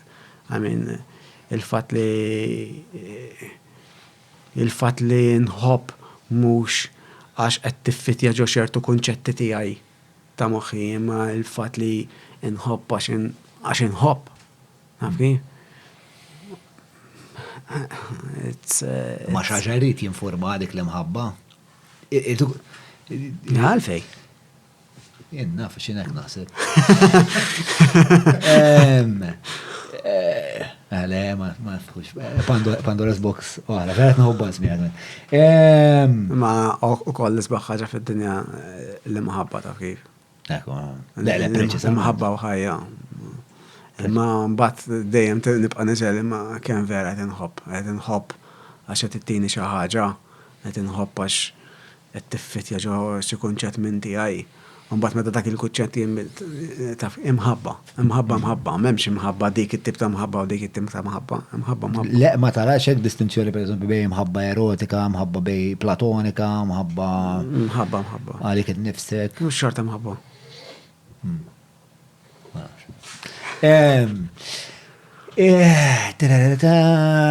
Sax dik nisna dornija. U l-smek xi tfisser għalik? Ma nafx għalfejn għattilu bla għalik, imma għarden. Ma naf, għalija kienet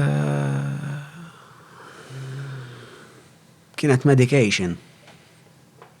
Kienet medication. Kontet nimmedika li l-nifsi, self-medication. Ma ovvjament,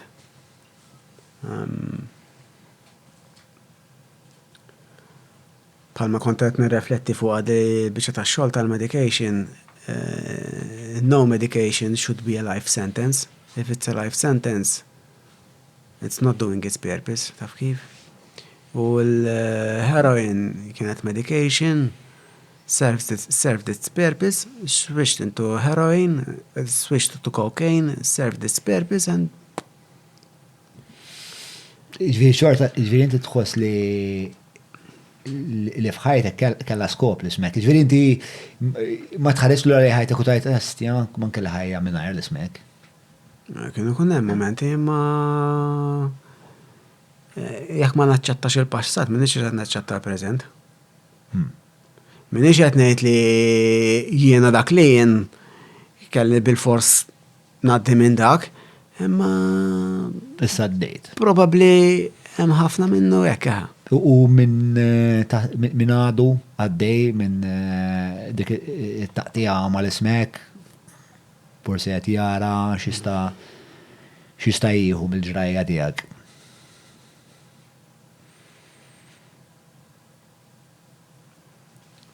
Dik tweġġari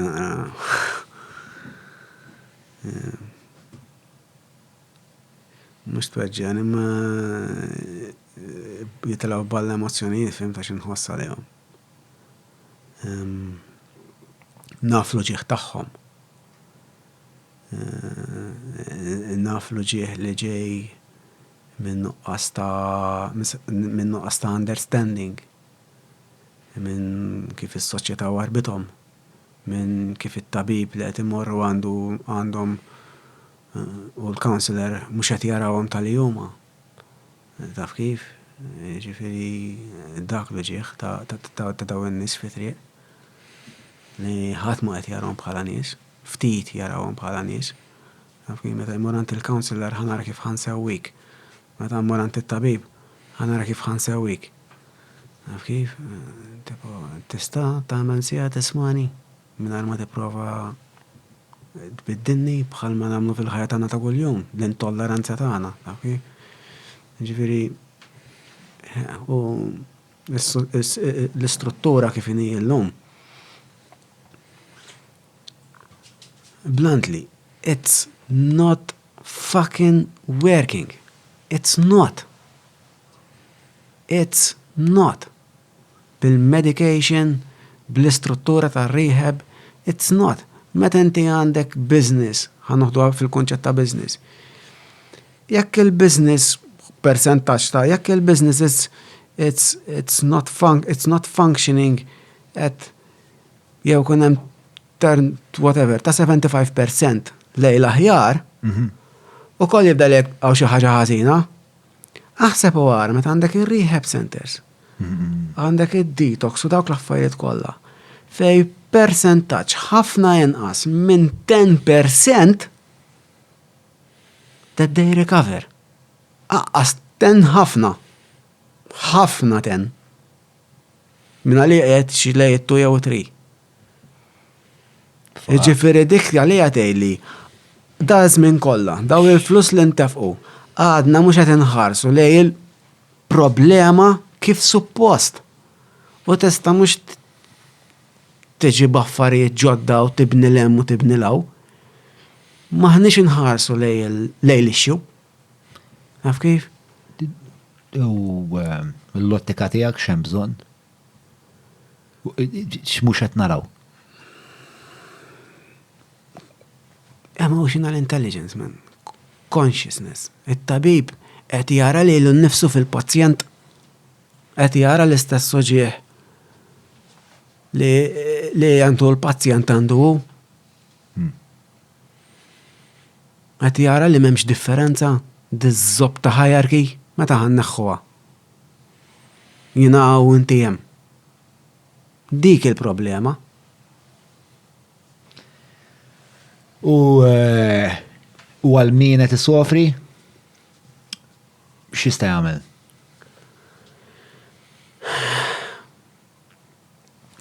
L-ġieħ, pain is inevitable. All right, cool. Qed issofri għax trid int. Bħalma ddeċidejt li nqum minna jien. Tista' tqum minna inti kulħadd. Min jien xejn speċjali jien.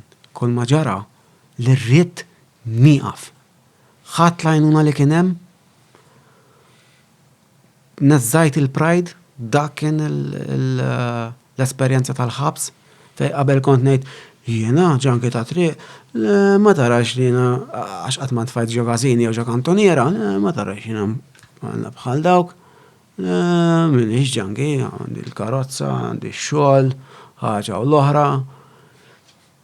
Meta spiċċa ġoċjalla. L-ewwel darba kienet ma nafx 2 meters by 4 meters.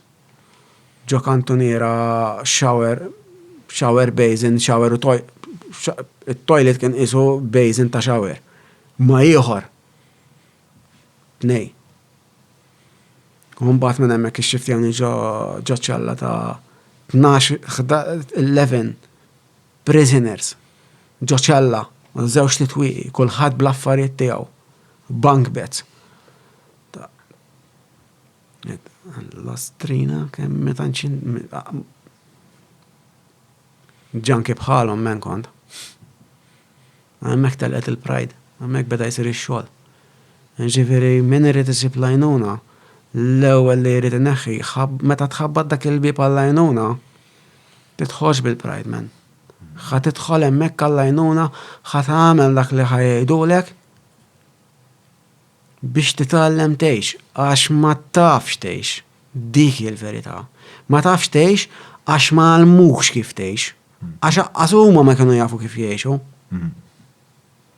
Mela, ħabba dak il-bieb, ħorrikni ta' ħajtek, tgħid ħa nagħmel daw l-4 xhur sena hawnhekk daw bissem. Mbagħad ibda. It-tuklodda, mbagħad mur, oħroġ bla biża, erġi' dħol fis-soċjetà, integra ruħek fis-soċjetà, tafda lilek innifsek b'integrità, kulħadd jafdak. Jiena kull meta mort ġo xogħol, dejjem qedtulhom isma' jien kont il-ħabs għax srat. Kont nieħu droga, kont il-programm. Iwa, idħol għal-mana. Wara li ħixin programm, ġifieri kont ġo kumpanija ta' accounts. Qedtilhom mal-ewwel. All right. Imma il-preżenza tiegħi kienet turi jien fejn jien. Li dik nemmen fiha. Sibt fiduċa? Fija nnifsi. Ma meta sibt fiduċa fik innifsek? Issib fiduċa barra, m'hemmx differenza. Għalhekk qed ngħidlek il-preżenza jiena hu dak li nemmen. U dik ħadd irrefletti fil-preżenza tiegħi meta nidħol ġo kamra, meta nidħol ġo post. Presence speaks before words. Naf kif tgħid? Da bniedem, da raġel, għas għandu għalfejn jitkellem, taraħ. U dik għalija importanti ħafna x'jiena nibbaża ħafna fuq trust. Il-fiduċja għalija waħda mill-pillars. U fuq dik il-nota, bro, għannum ta' kulħadd, thank you for trusting us with your story. Thank you, Anton. Kienet taħdita speċjali ħafna di. X'kienet l-esperjenza tiegħek? All right, fun. Feels like a family. I'm looking forward to see you again. Maybe not in the studio. But yeah, it's nice to meet everyone here. It's amazing. Tal-ġen. Let's hang out and keep the conversation going once the camera goes off. Xed nitkellem fuq di tal-ġerarki, ma insomma. Imma qed nieqaf fuq din nota verament vera sabiħa men. Met, grazzi tal-li ġejt, man, vera. You're a powerful human being. And it's great to be around people like yourself. Thanks for the work you're doing. Thank you for the work you're doing, mate. Narakom id-dieħla. Ciao.